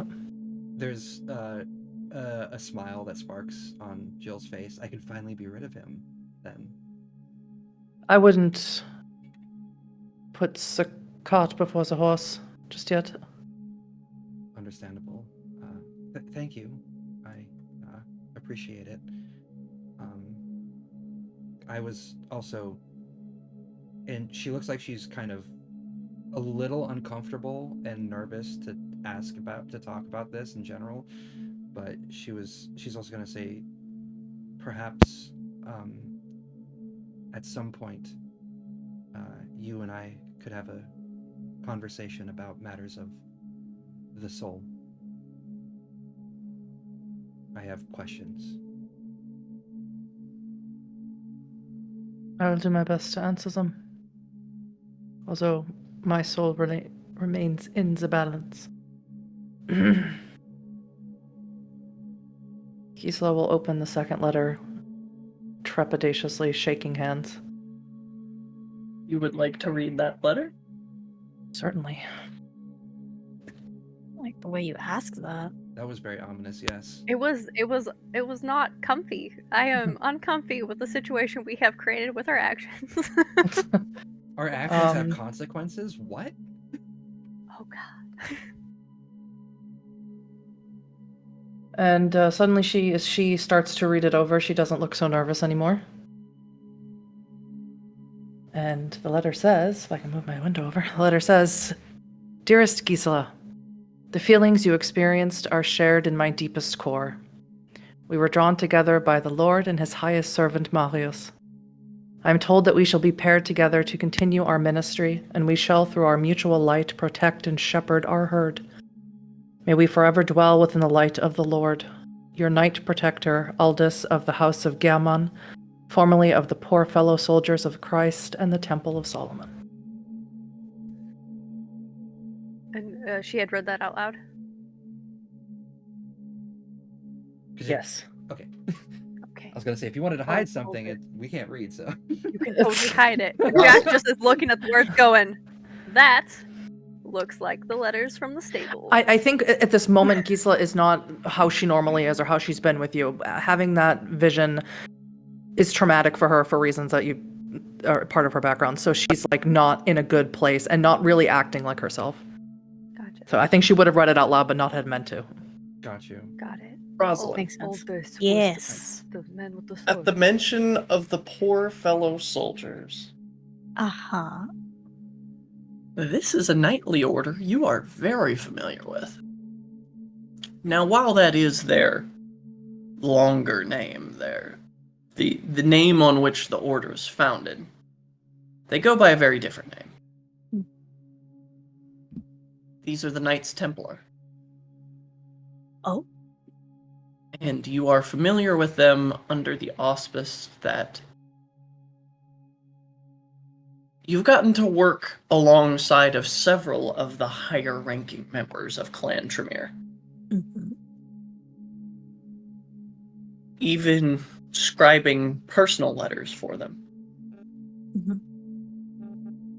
You scribed a letter to the Grand Master of this order from one council member, Garatrix, not that long ago.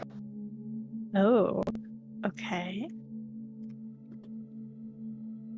Interesting. Four fellow soldiers of Christ of the Temple of Solomon are the Knights Templar. Thank you for repeating that. And just as a note, after finishing reading the letter, Gisela would have found some place to sit down, or if there was no place to sit down, would have just sat down in the corner holding the letter to herself. Would she be opposed if Jill followed her? Probably not. She's not really in her right mind at the moment. Got you. While that's happening, she will ask, "Are you okay?"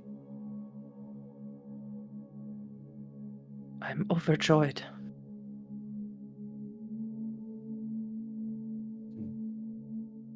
Interesting way of expressing it. Thank you. It's the most German thing you've done the whole game. No. If someone asked if I like something, I would respond with, "There's nothing to complain about." That's the most German way. I laughed because my grandma has responded to me in very similar things, so I feel the same thing Avery just said.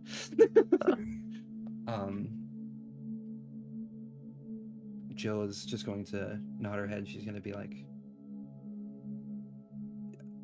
we don't really know what it means to be, what is it, a coterie, but that's similar to a pack of wolves sticking together, right? It's a More or white less. wolf. White wolf. White wolf. Jack can transform, but Jack, I don't think you have white fur. Jack, I don't think you're the white wolf. Dog might be, though. I don't know. I'm not white. You don't blend into the forest unless it's winter that way.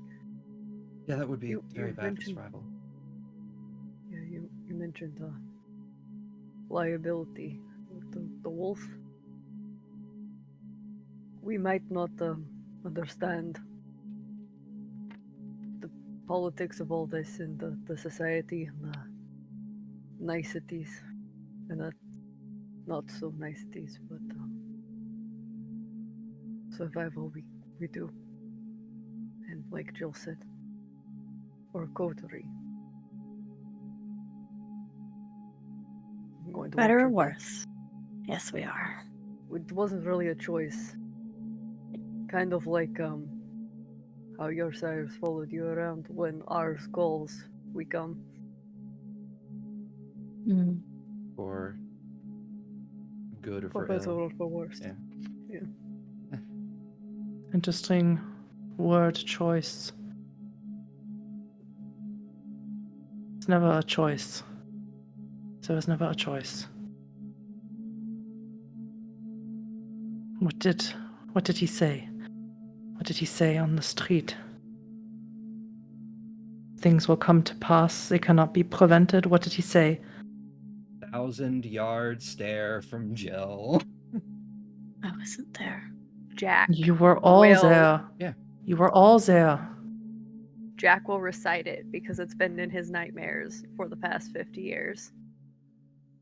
Though nothing is ever prevented, yet it may be transformed by the actions of a few. Mhm. Just monotone. Yeah. Delivers the whole speech again.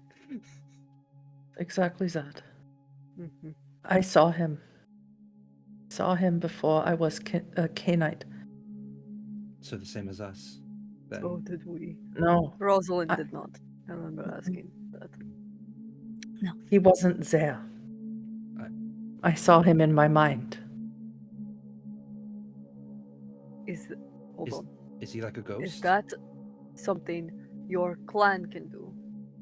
Like how ours can change, yours can see.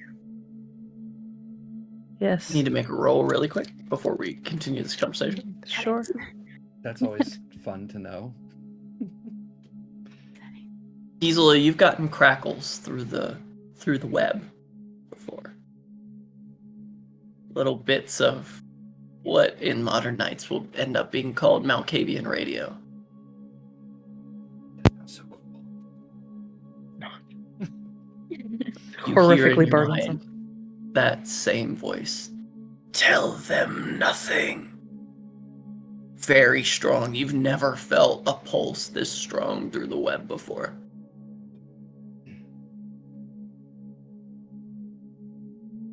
She'll stand up, put the letter in. I'm sure the dress has some sort of place to slip something into the side of the petticoat somewhere. Or whatever. And she'll say, yes, well. It's no use thinking about it now. He's not here. But we are. If he To answer your earlier question, Rosalind, you should not be so worried about people calling you usurpers.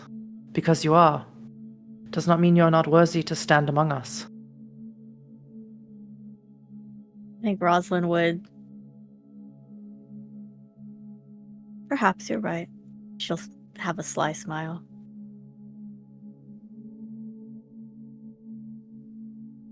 I think we will be missed. I think Prince Radu will notice that his venerable guests are absent and having secret talks in this little room. Great. Does my 1 dot in politics tell me that that's a bad thing? We're riding that one dot. One. Yeah. You know what? Yeah. Yeah. Your 1 dot's like, I don't know about this, but I think they're right.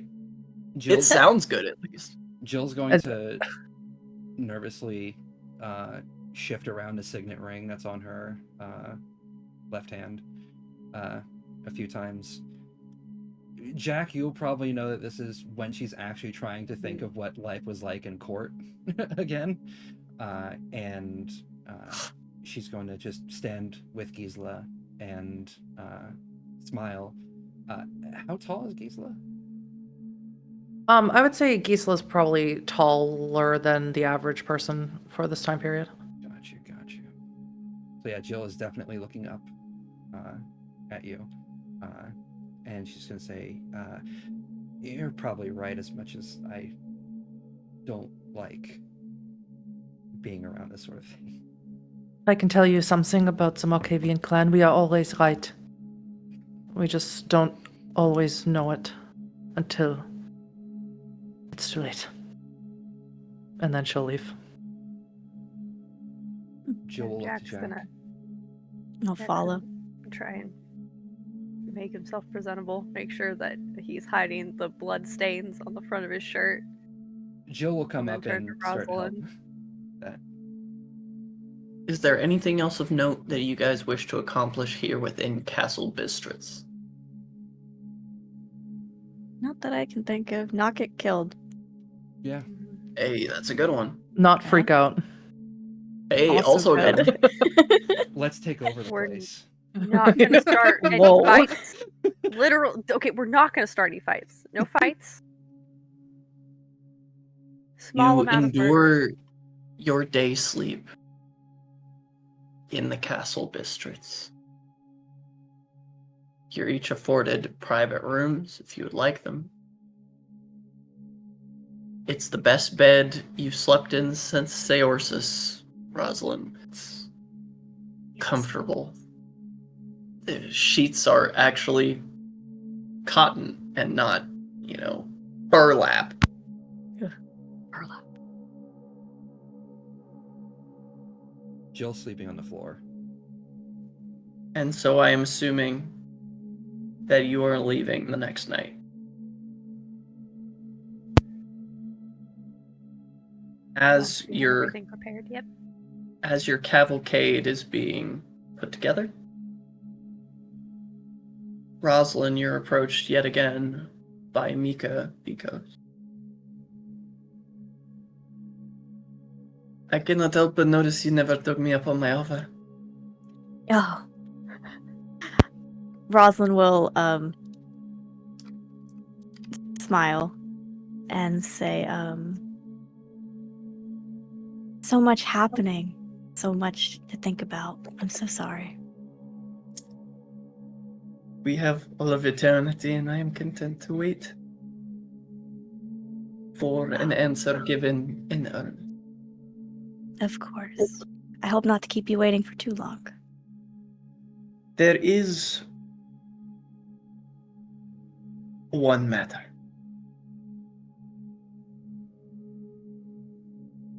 The favor for escorting you here. Yes, of course. What of it? He slips a ring off his finger and gently twists it as the one half comes off of the other. It is gold and bronze that has been twisted with rubies all around the band. And he puts one half in your hand. When you receive the second half of this ring, it will be attached to a letter detailing the favor. Oh, of course. I must return to Constantinople. Well, may your journey be swift and safe. Should I expect a letter from you?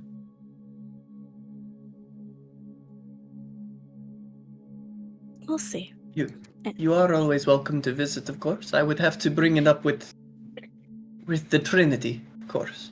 Of course. I am sure that my dearest cousin and our other associates would not object. I should hope not. I will think of you fondly then until I receive letter. Likewise. Nods, and he bows. Heads off on his way.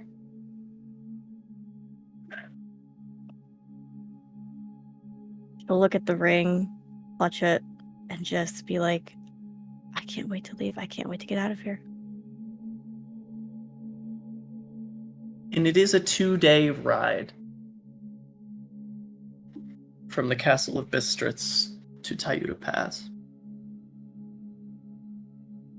It winds through dark forests,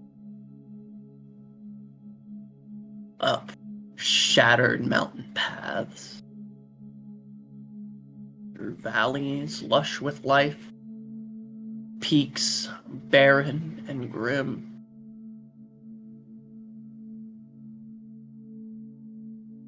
The horses, of course, labor to pull your heavy wagons over this rough road. The dizzying heights are horrible in the daytime, when the panoramas of the valley far below are visible, and it's only worse when in the dark that sense of nothingness is just as terrifying. This, just beyond the door of your wagon, is a 100-foot descent into pure darkness.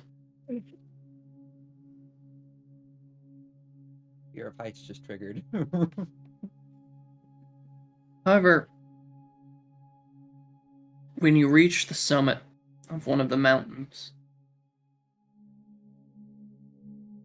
you can see the jagged remains of a burnt tower reach upward like a headstone from a grave. solemn, cold.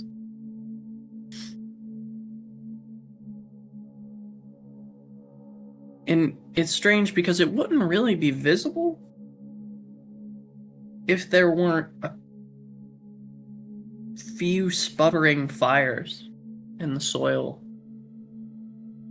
near the base of the tower. As you move down the cliffside to where the pass is, and you get within about 200 feet, you hear the sounds of digging. And you hear a man's voice singing an off-hymn key.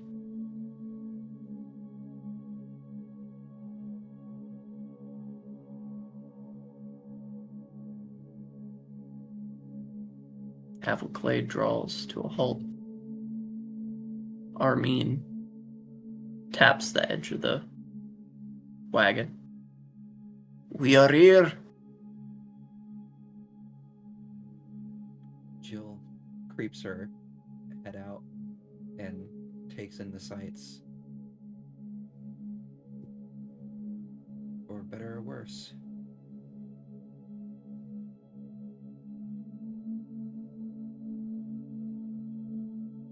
Gisela, you know this hymn.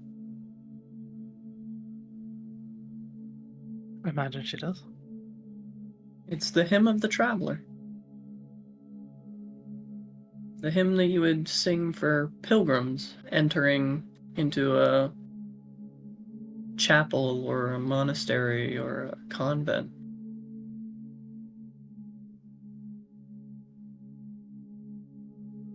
It gives you peace. Gisela would like to head out to the workers if they are singing. Just to observe and listen. Not the workers. And who is it singing? You see in the sputtering torchlight near the base of the tower a single man digging with a sharpened piece of wood. Then that And is it's in where she that will moment, go. Gisela, that you're brought back as you approach him. You're standing in the same place, in the same ground that you saw in your vision. The moon is even in the right place, though it's not a bloody eclipse. You're standing in that very spot.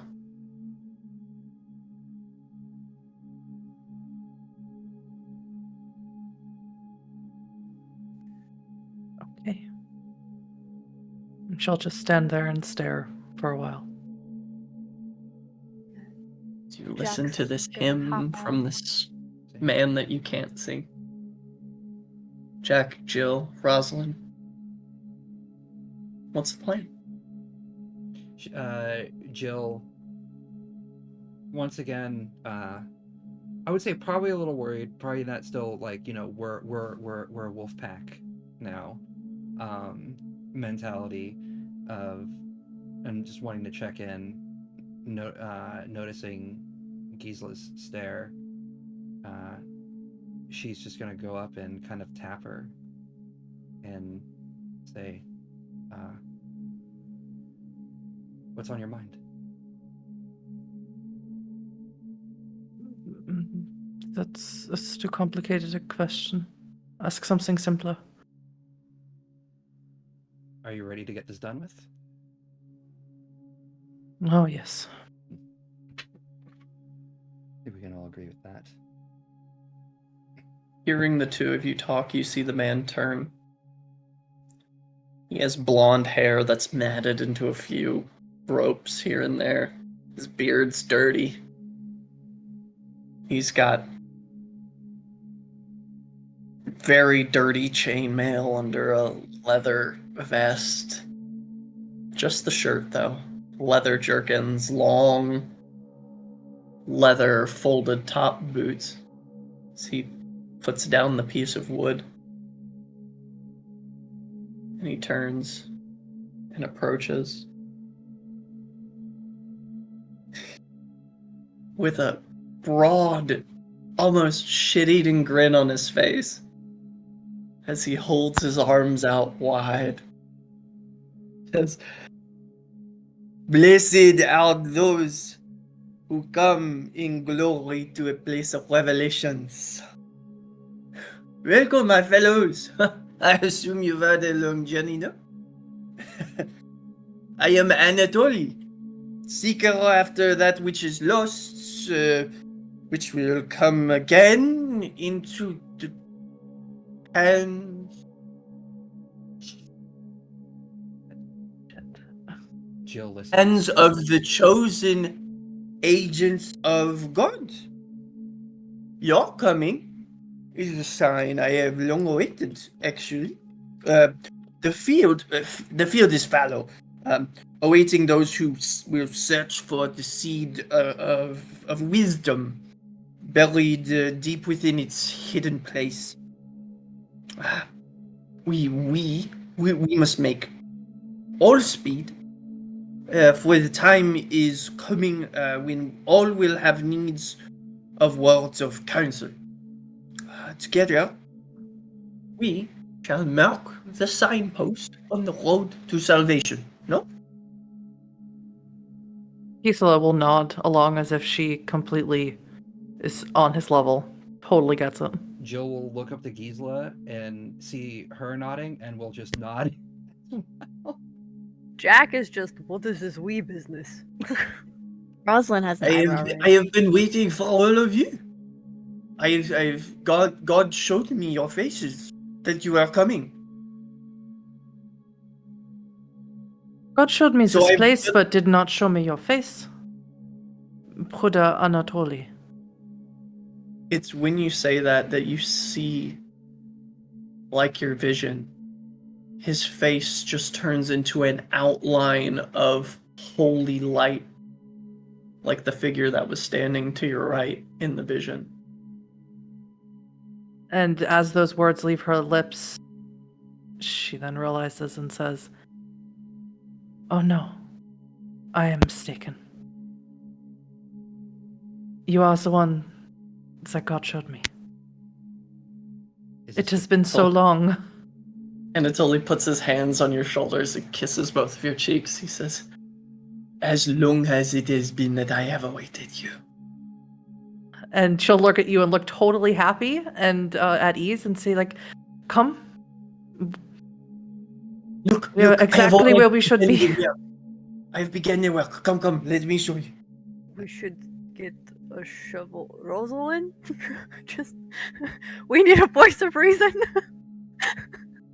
He looks over at your workers, actually. He's like, all of you, get your excavating equipment. Come, we must move the base away so that we can reinforce the foundation so that we may begin the building for the upper reaches of the tower. No? Come. Is there And anything? he starts directing your workers and like pointing them around. He's like, and as he goes, he begins to show you that he has to have been here for a while. Like, there's a whole like third of the base of the tower that he has already began to reinforce on his own. There are places where he has begun to dug post holes so that a stable could begin to have been put together. He's already unplugged the well, and clean drinking water can now be drawn from the well. This is an extensive amount of work. You would hazard a guess that it would probably take someone the better part of 2 years up here to get all this work done by themselves. That explains his appearance.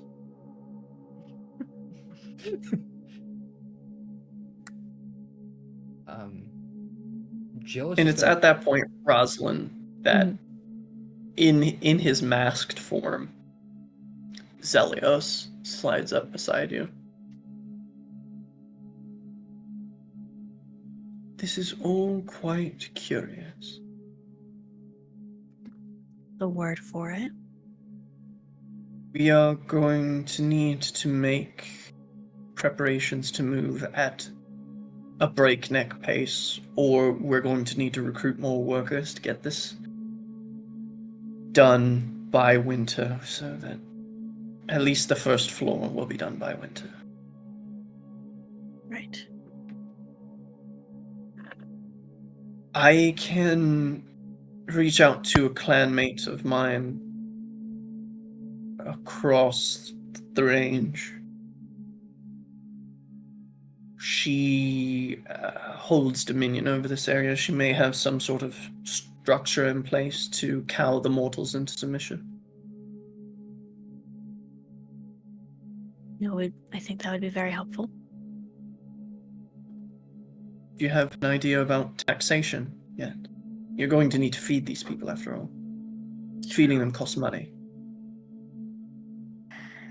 That is true. No, I'll start making preparations and plans tonight. Very good. I will attend to the workers then and make sure that the architecture does not go awry. Good. We'll speak soon, Lady Rosa. Of course. He heads off.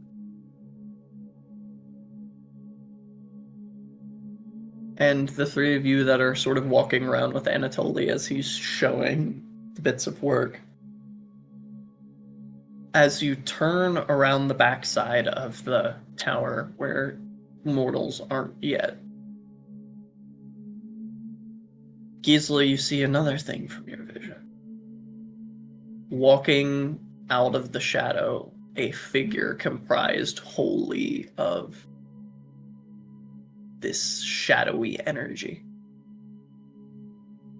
Before the shadows melt away, you see a very pretty woman. Long black hair. Tanned skin, as much as kindred skin can be tan. Definitely features of some part of Spain. Anatoly says, This is my traveling companion, Lucita. Please. And Lucita smiles, nods her head. Anatoly said that there would be destined travelers. It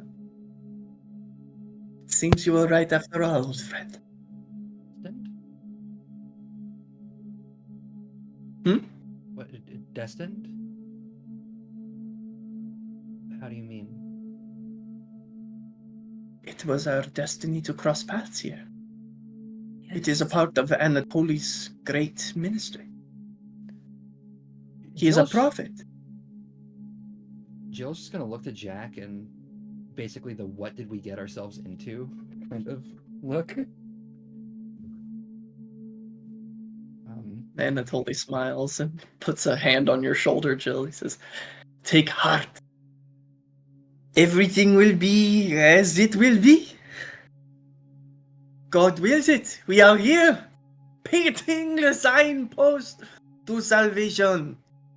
Together, dear friends.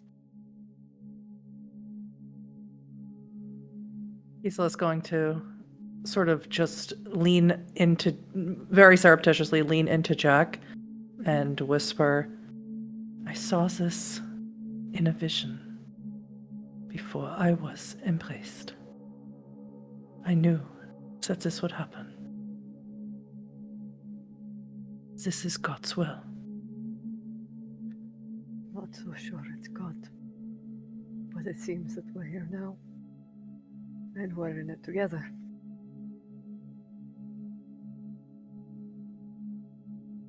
Gisela will very much go over and introduce herself to Lucita.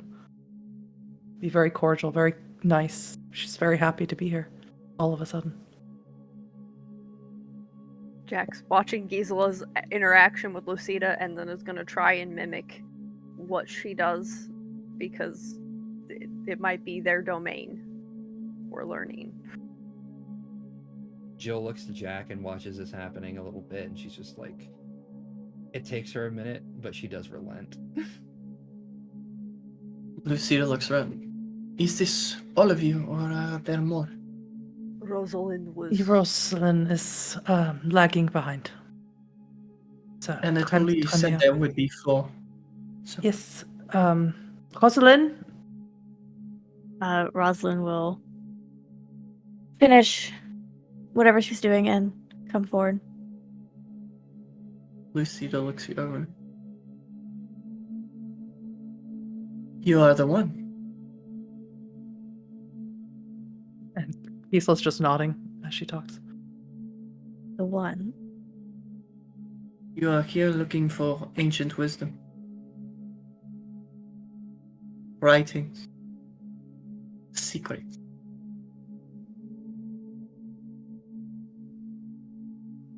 It is also what I am here for. And to keep safe my dear companion. Of course. I have reason to believe it is somewhere in the substructure.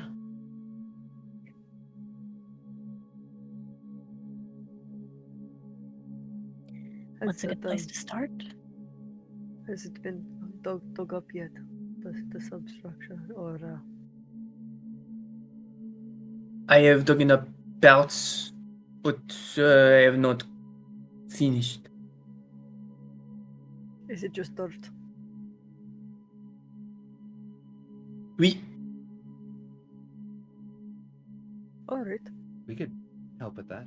I can help with Dirt isn't an issue. Rocks are an issue. They get in the way. Lucida holds a hand up. Have to ask, are we welcome here? I don't see why not. Gisela? Yes, Of course. you are, of course, welcome here.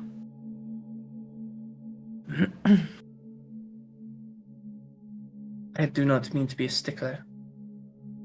Are we granted hospitality? Looks to Gisela and Rosalind.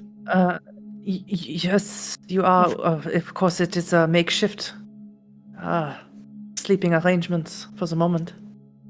But yes, you are afforded all of the traditions that we can accommodate you for in our state here.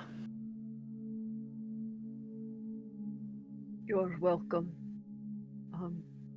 While we are the holders of this domain, and it would be very much appreciated if you decide to eat, you not eat the specialty workers. Our stonemason might get a bit angry. Bill's just gonna We have sit made back. do in the villages nearby since we have been here. Oh, excellent. Perfect. Okay, thank you. Well then, I am of little use as a laborer, but perhaps my company will be enough to keep you stimulated, Lady Rosalind.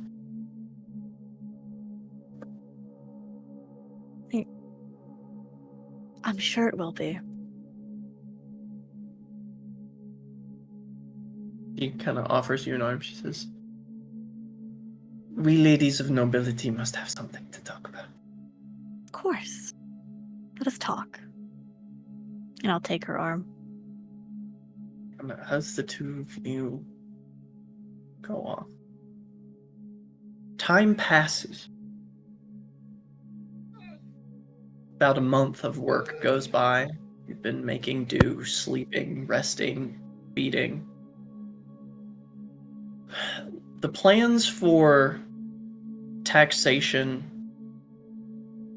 and workers, as Zelios said, he had someone to reach out to there are roughly 9 villages in the area that technically fall under your domain. 5 of them are on the other side of the pass and technically owe their allegiance to the Kievan Rus. The other 4 are firmly Transylvanian. Zelios's work with his clanmate Maruska, the Mistress of the Wolves, manages to get you all loyal but fearful support from the villages on the side of the pass that is in Kiev.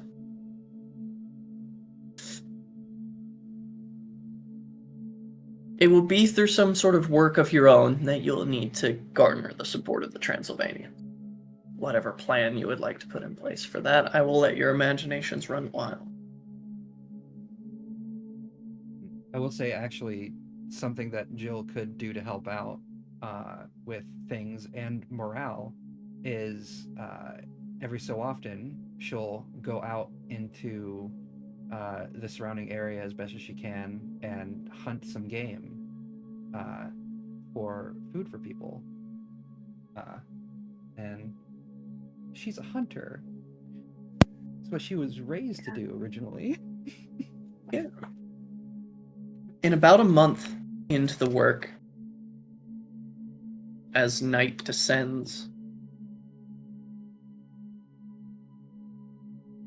Zelios comes to each of you, gathers you, and brings you into a meeting with Lucida and Anatoly.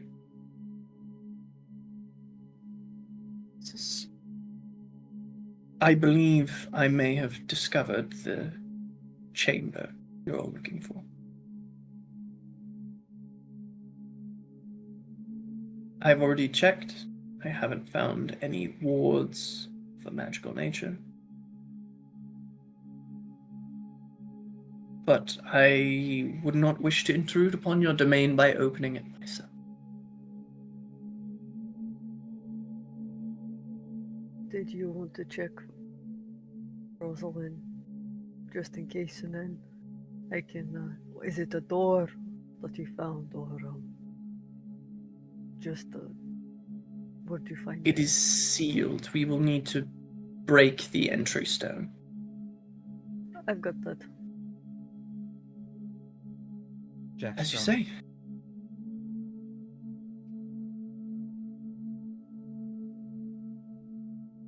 Gisela? Gisla's remembering about falling into a pit of flesh things, and so hearing about something being found in this tower, she's very trepidatious, and she just says, what is meant to pass will pass. This is God's will. Jack. Both ways, I've heard it both ways. It depends on where you come from. Got a whole bunch of other names too. Where I come from, Jack. Jakob. It is then. Not Yeah. for a long time. Jacob is now what I call my pet wolf. Yes, Zelios says, please. come, please, we should make haste. I cannot be Follow. away from the workers for too long or they begin to meander. Can't I've have that. heard you talk to them. Solid 5 minutes. As he leads all of you and Anatoly and Lucida through a hidden passageway that is in the basement of the tower, down to where it ends as a solid stone that is marked with symbol. It's hard to make out. It's old. It's damp down here, and that's done a lot of wear and tear to whatever was carved into this door.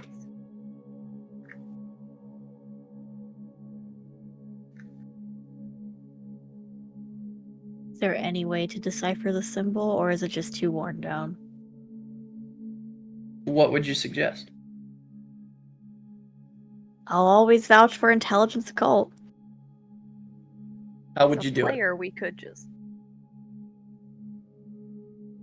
Do do a little rubbing.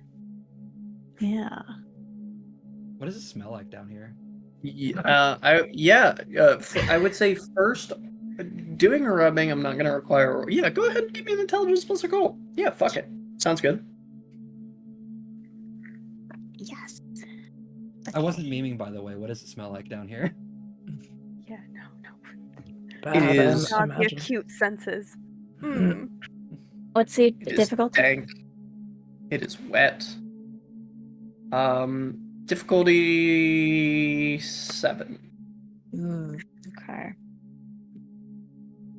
Gisla's like one loud noise away from a full-on like panic attack fetal position style. So Oh. don't worry about her. She's just sort of hanging in the back. Oh man.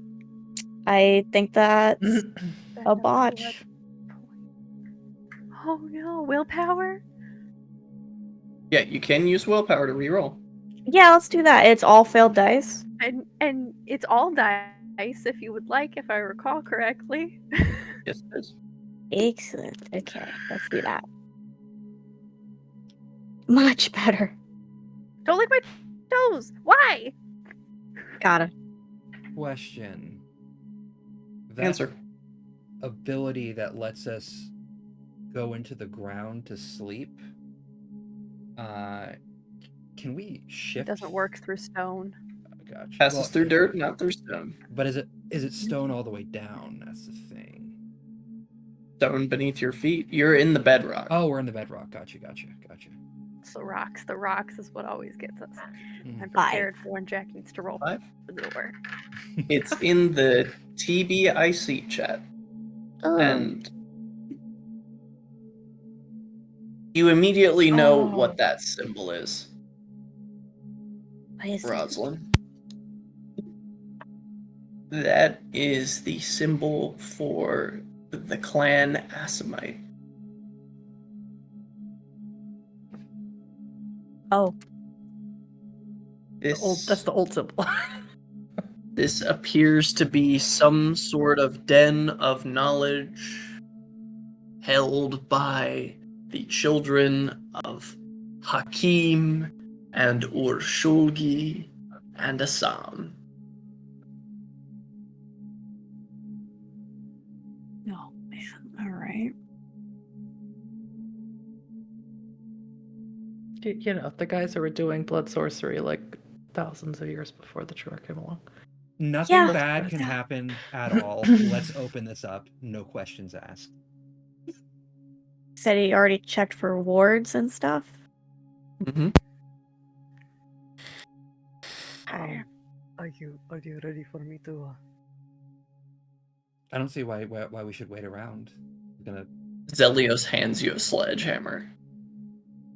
Ooh, a tool. Does Jack need a sledgehammer? I mean, it's strength plus 6 damage, strength plus 10 to inanimate objects, so. Okay. And that's with melee, right? It wouldn't be brawl? Or could That it would be be with brawl? melee. Oh yeah, no, brawl is what Jack has. I would also take strength and craft. So, while Jill is not as strong, could she help out with this? How? I mean, I have two. Well, yeah, that's fair. Yeah, no. Never 'Cause mind. Trying to just wrestle the door open. Jack has 10 dice. With strength and melee, I have 5. Zelios kind of looks you over. Would you like me to open it? I was going to just grab it and pull. That's how I made our house. He's going before. to spend blood on his potence. Oh yeah, that's a thing.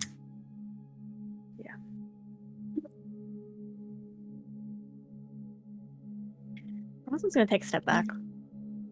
Or two.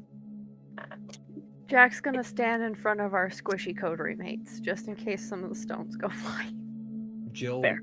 is going to be right next to activate Jack because she one wants to to see two. the show.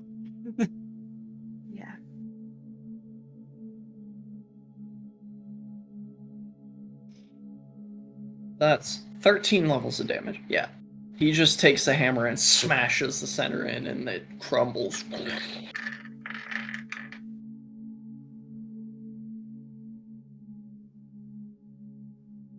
After you. I would not wish to intrude. Well, what's the point in Jack waiting will- around? Jill's Jack will gonna. just start walking in. Yeah. Yeah. Same with Jill.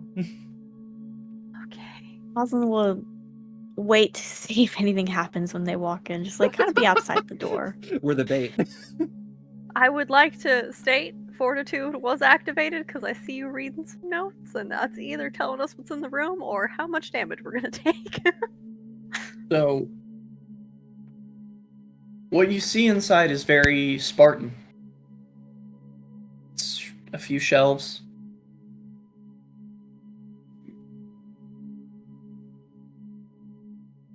On the shelves are all... It looks kind of like a library. There are scrolls and clay tablets.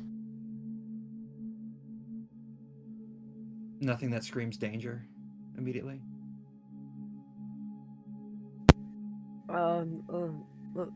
Rosalind, Gisela, It seems safe.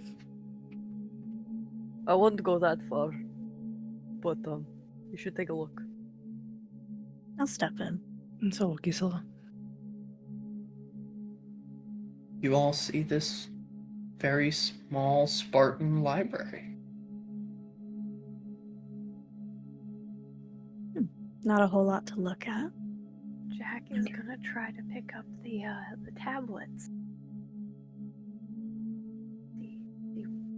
As you pick up one of the tablets, you see there is a tablet underneath it. But the one underneath it is of solid gold.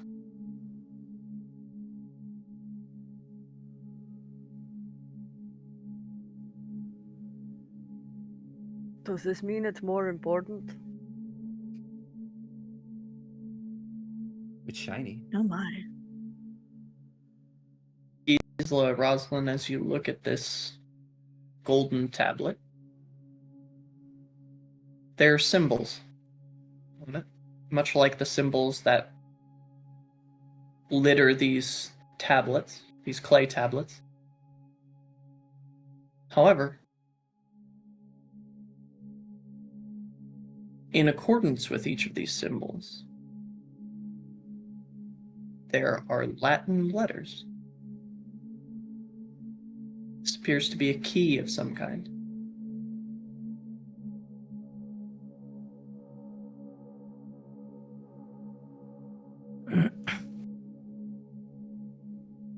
It's the key. What to? A key is in like a cipher. I see. I got you.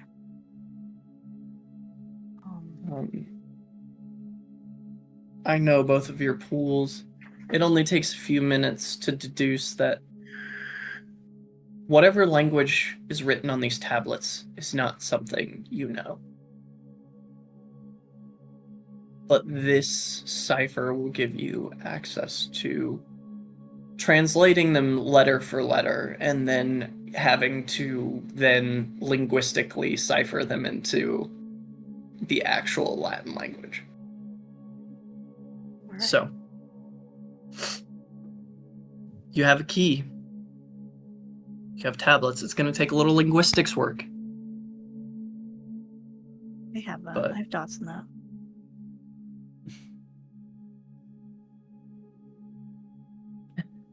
Like the same energy Can as I- me saying I have 1 dot in politics.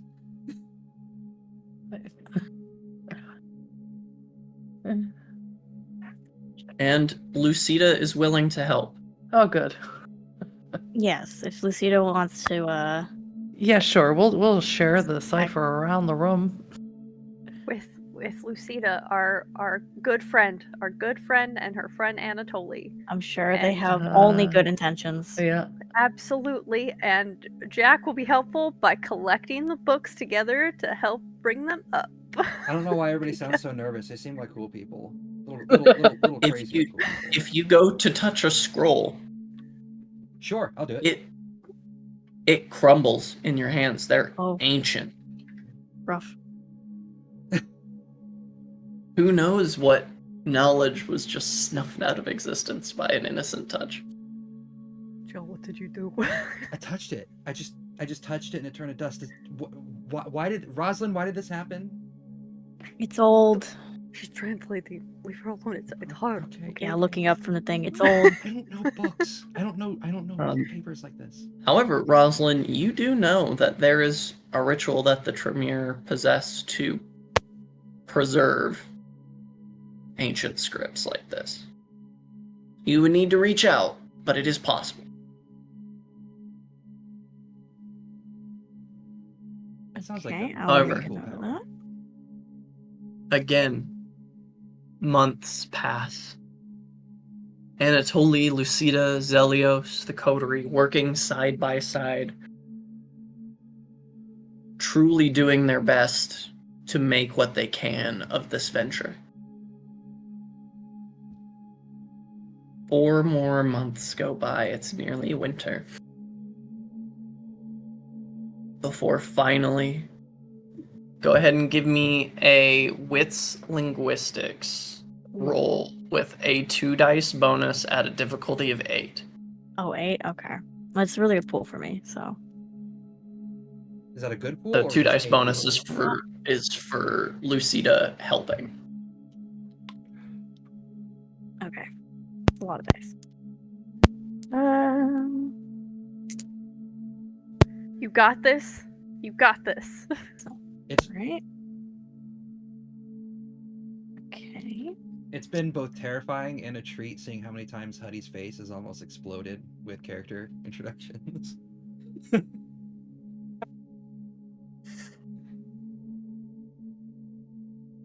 Oh, it's a 7, thank God. Okay. Solid one. Ah! Okay. That's 3 10s. Oh, 1, 2, 3, 4, 5, 6. Or You 7. you feel very confident in your translation. And you've translated the 13 clay tablets into one contiguous passage. And it reads as such.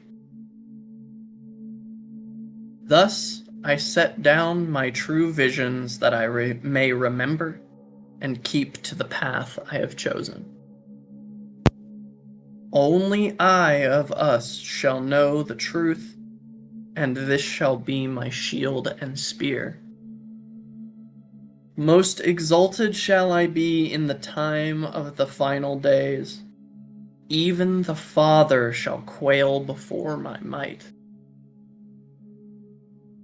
Let the lesser ones war upon one another, each hearkening to the omens that I have foreseen.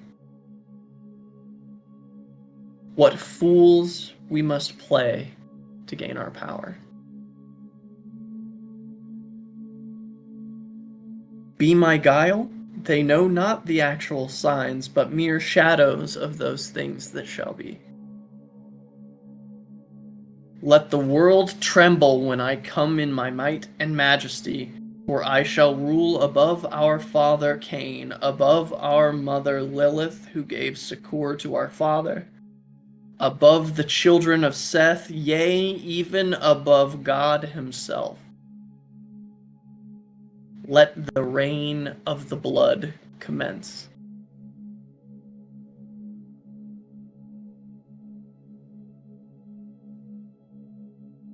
that sounds lovely.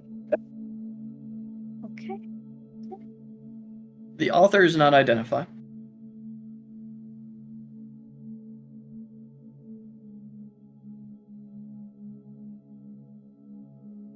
Is this shared with all of us like immediately, or Yeah, I think we read it out loud. that? Jill's just sitting here like that sounds like a thing. Of course. Lucida, what do you make of this? It is of some reference to the Great Jihad. That's what I thought as well. What's And if someone were not to know what that is, how would you explain that to them? Yeah, what Jack said. It is the great struggle of Canaanites for power. The wars we wage amongst ourselves to elevate our position. Did the Zolat write that? Does it say who wrote that? Zolat lies. Oh, Yeah, no. The author is not identified. Can you determine if it's a single author? Or if they're speaking allgemein? It appears to be singular.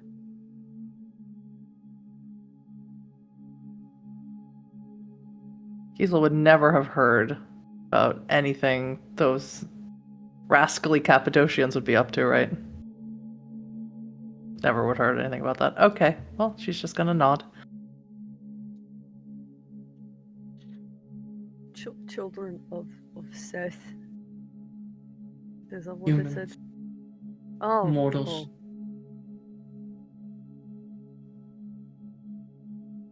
The children of Adam. I don't know what to make. I don't of trust it. this. Yeah. Whoever wrote that is clearly. And then looks at two Malkavians in the room and just. Zips. Lucida holds up her piece of parchment with her copy. Do you mind if I keep this? No, please. Of course. Help has been beneficial, to say the least. Absolutely. Couldn't have done it without you. Most appreciated, Lucita and Anatoly. But what does any of this mean for us?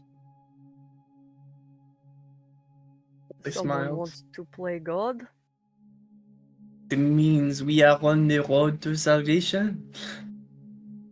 We have found this dreadful diary of one who would put themselves above God. We have found ourselves on the trail of a heretic, and we shall smite him in his den. Or her. Thank you for being Inclusive. inclusive. Yes. Jill's gonna just nod her head several times at that. Yeah. Heresy. Nod slowly. We heard that. We heard that back in Mitru's Canaanite heresy. Speaking of Mitru, are we going to give him these? Like he wants? No, I would rather not. I mean, we got some scrolls we could send him. He's going to find out. You do know that. Oh, she's gonna look to everybody around, and she's gonna say what we send him doesn't necessarily need to be the complete truth of what we found. Lucida smiles for a moment. You have made a deal with Mitru the Hunter to give him this? He didn't specify exactly. He said if we found something. So don't give him the key. Give him the tablets. He won't be able to read them. That's smart. I like that. That is very smart. Gracias, señora. It's giving him what he wants, just not the complete truth about everything. So yeah. We often get what we want, but not what we need, huh? Or maybe get what we need and deserve. Jack, he's going to be tearing his hair out trying to decipher those tablets. She looks very pleased with herself at that thought. What then? I believe this language that is written here. It is. I have a contact amongst the children of Assam. I believe this language here, it is known as cuneiform. It is rare to find intact specimens. He will have no way of deciphering it unless Well, if you could find someone who knows this language, you might be in more trouble than you think. Children of Assam? What? What? Assamite. Clan. One of the 13? And if Mitru has an Assamite in his court, it is not there to help him translate text. And Certainly certainly not. there are even fewer of Clan Assamite that are old enough to know cuneiform. Are they rare? We give him the original tablet. No translation. We This don't language fear. existed for thousands of years before Christ was born. Rosalind, while we're going to Yes. give Mitru the original tablets, did you take rubbing copies just to have them? Of course. Good idea to keep those close. I think it's best we don't keep the key with us. Gisela, do you want to take it with you? Back to your convent? Don't you have, like... Could it be That may protected? be rather suspect in a convent. There's tunnels and things that no one goes into. What about a tomb? Is The it tomb- suspect or is tomb. it brilliant? Who would look for it there? Hide in plain sight? Just another stone. You could always take a rubbing from it and melt it down. It is gold.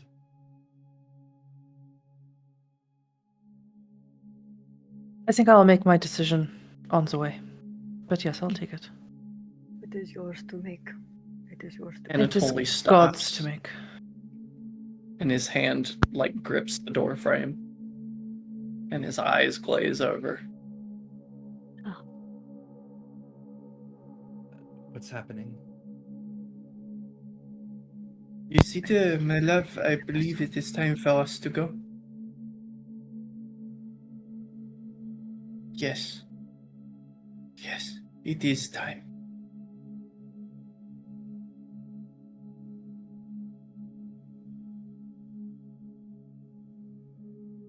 Do you wish for us to make arrangements for you? It's midnight. No. We travel in secret.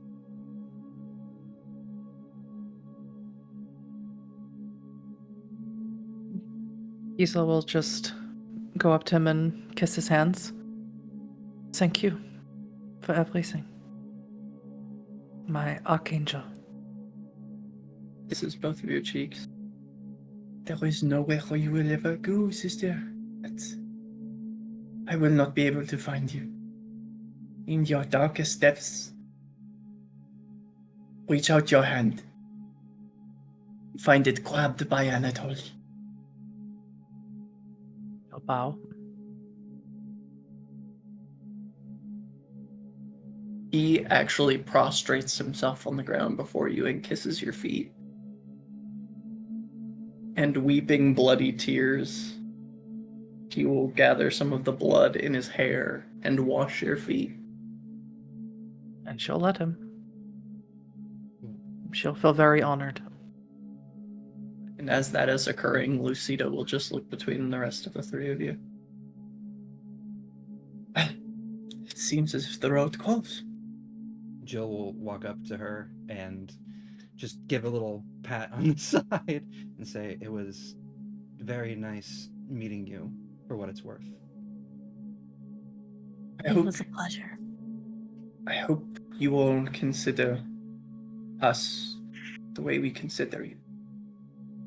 We are young. I've only been amongst the damned for 8 years. Was that 8 or 80? Anatoly, 8. 8. Anatoly, only a few more. I hope one day can call upon you again as friends, and we might meet. Perhaps somewhere not so dark. I would like will that. attempt to accommodate your needs for cleanliness, my friend. and it will be a bright day is not the right words to say, but I look forward to Always a working bright again. day when Anatoly is around. So I've heard from Gisela. Good. I'll leave you with it. I never much believed in God. Until I met Anatoly.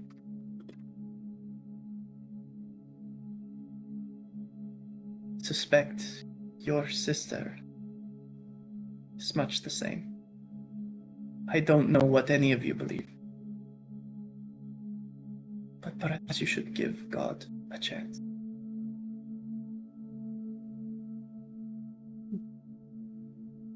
Path to heaven is long. Your feet will be bloody and worn by the time you reach the gate. But anyone who is willing to make the journey will be welcomed by the Saint Peter. Jill looks very contemplative. At this point, how many months total have passed?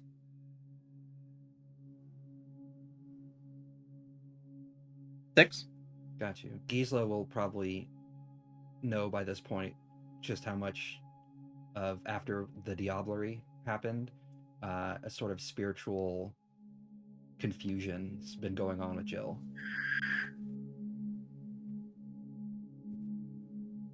So she's just Jack has the polite smile of just, if you say so, Lucida. Love you, buddy. Rosalind has the What do same you do? vibe.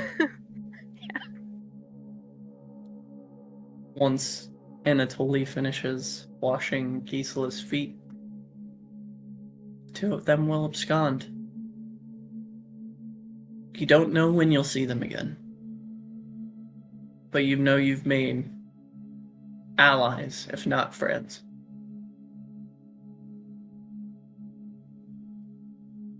Two more months pass.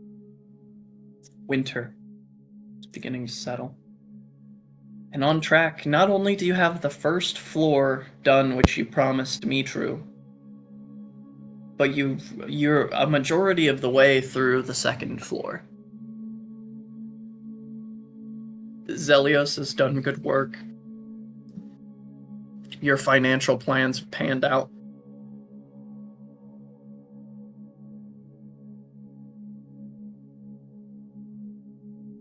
And it's around this time,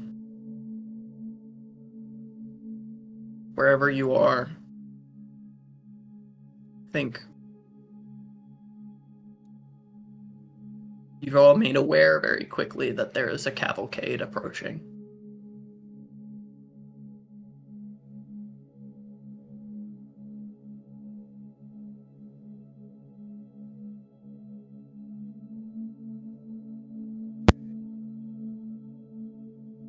Do you go to meet them?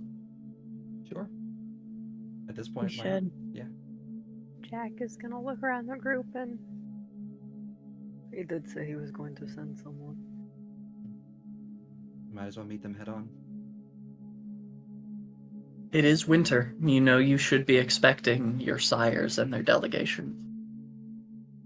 Oh, right. Oh, Remembering And that, you do. Rosalind will actually be Papa. a little excited. Oh, You see, riding in this cavalcade, there is the great white bear Arnulf.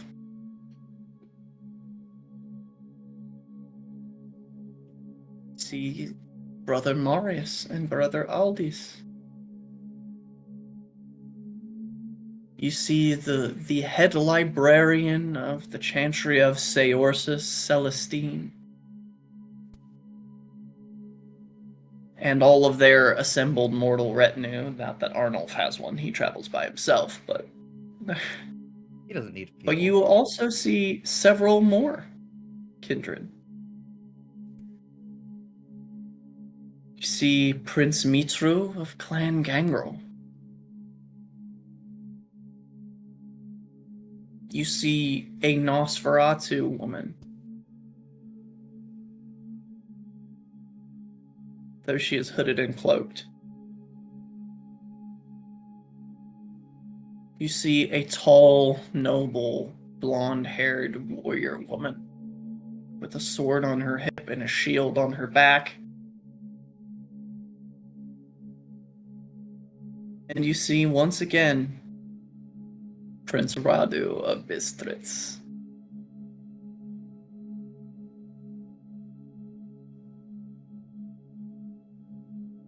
As the current princes of the 7 cities and your sires emerge.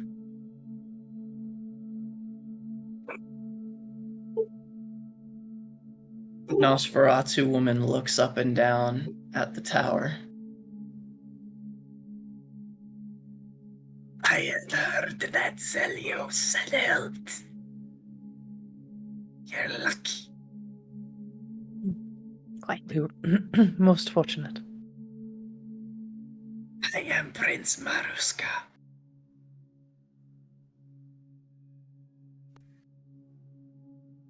Can I? It is a pleasure to meet you, Prince. Zelio said that you offered assistance here. Thank you.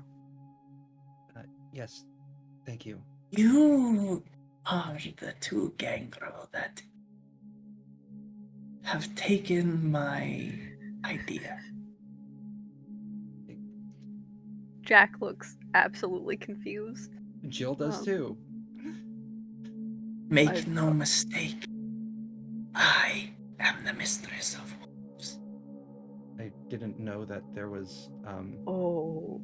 that was an official title of anything. It Imitation was is the accidental. sincerest form of flattery. Then we don't put. It was an accident. It was what the mortals started calling us in a village next to us. Yeah. Well, not me. I was the wolf. Mortals, you do. The noble warrior-looking woman walks up beside her. She says, "You're worrying too much, Maruska. Don't scare our soon-to-be fellow princes. It's not. They might fear crawling into their beds and going to day sleep with your wolves around. Jill Just looks please." both confused and also very excited at the thought of more wolves. I actually had a quick question. Are there wolves in the area? No, No? not that Okay. can be seen. Damn. I am the Prince of Mediask, Nova Arpad, Clan Venture. Oh. It's a pleasure to meet you. Yes, I'm sorry. Very, very nice to meet you. I look forward to working together Absolutely. with all of you. The honor will be ours. Yes, what Rosalind said. Mitru told us he did not think you would be able to accomplish this, but I always thought there was a driving spirit behind this, Coterie. I can see that you are worthy of all of your sire's confidence. Yes. Thank you. Thank you very much. Then, as the current speaking member of the Princes of the 7 Cities, it is true that only 3 of our cities remain without princes. However, we would like to offer one of you, as Radu has been so generous, to carve out a domain here for one of you. Extend as far as you like into the Kievan Rus. But we have orchestrated Lady Maruska's return to the city of Hermannstadt. She has renounced her claims on the lands this side of the path. They are yours to claim if you wish. And your domain into Transylvania will remain as it is now, as Radu has been so gracious. Build a city here if you like. Do as you wish. I might be remembering this incorrectly, but we got told about Lupine territory. Okay, so Jack's gonna look at the coterie and then look at Jill. Given the location, I think my sister or I would be the best fit. I agree. I'm okay with either of us on this.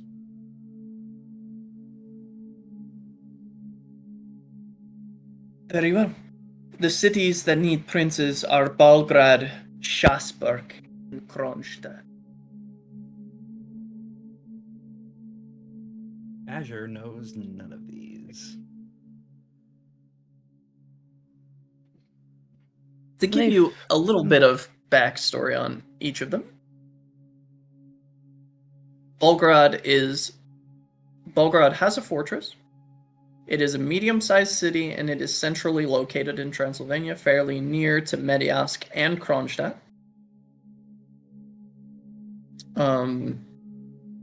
Probably in Jack and Jill's lifetime, or death time, rather. The previous prince was put to the sword by a mob rose up. Schasberg is located on the Muurs River in eastern Transylvania. And Kronstadt is located just north of Bran Pass, which is a chief trade route from the south. It is a thriving trade center, and Kronstadt is guarded to the north to the south rather, by Bran Castle, which is a stronghold of the Teutonic Knights. I guess Gisela would want Kronstadt. No argument here. No.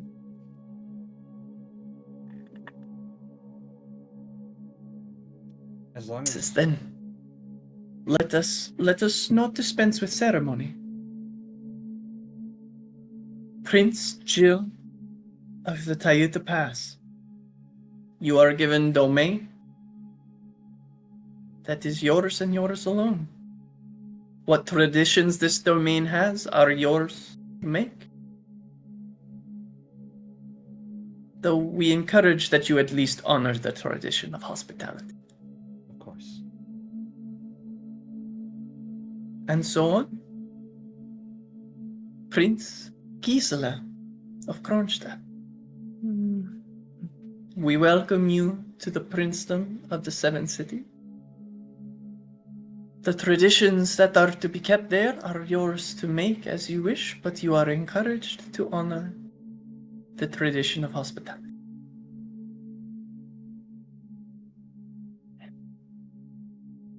Dankeschön.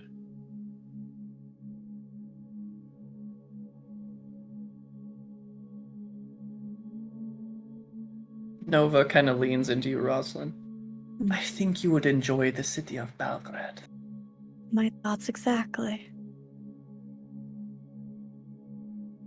If there is no argument to be had, then I welcome you, Prince Roslin of Clan Tremere, first prince of your clan. You are permitted to make whatever traditions you deem fit within the realm of Belgrade, although we encourage you to accept the tradition of hospitality. Of course. Which leaves Prince Jack, Prince of Schasberg. You are free to maintain any traditions you wish within your domain, but we encourage that you accept the tradition of hospitality. You will always be welcome in my domain. When he's saying that, Very he's well. looking at the coterie. And Michiru looks over. Did you find them? Oh, those rocks you were talking about? Yeah, we found a The couple. writings? Yes, I believe Rosalind has them. But we were worried about breaking them. They're rather old. Have them sent to my caravan. Right away, brother. You're welcome. We're done here. Oh shit! All right. Good. Jill's just gonna do a little. I'm a prince! I can talk to him like that! the manic laughter. With that, we will monologue out of this episode 3, the end of Act 1. What fools we must be. That under Jill's continued supervision and Zelios' diligent work, the tower at Tayuta Pass grows into a 3-story structure.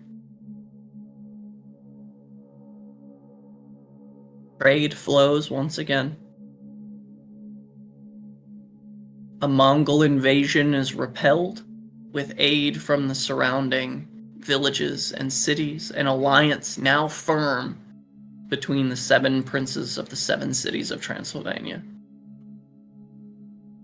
Easily repels what could have been the death of hundreds of thousands of mortals. Time is one of those slippery things. It gets away from you. Each within your own cities, discovering their secrets, making a domain, accepting kindred, declaring primogen. All of these things happen over time.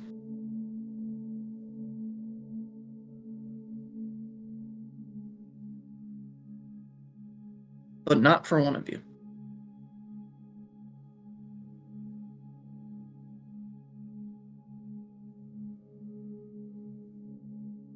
It is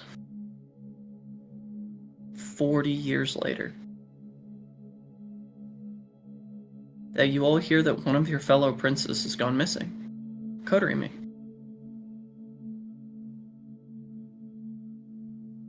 Jack has disappeared from Schasberg. The Primogen is doing what they can, but you're all tied down pretty hard to where you are. You can expend resources, you can send lackeys, you can... But getting out of your cities is... It's not in the Prince's Handbook.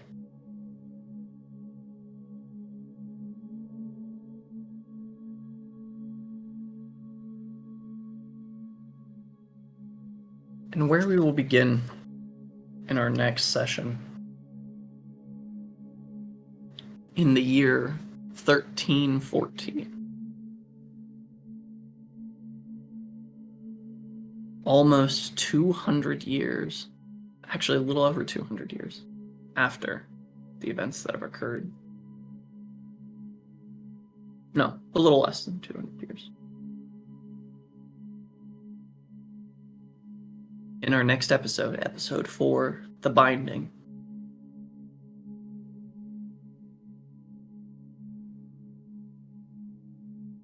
Everyone thinks people disappear. But they're never really gone, are they? They're just different.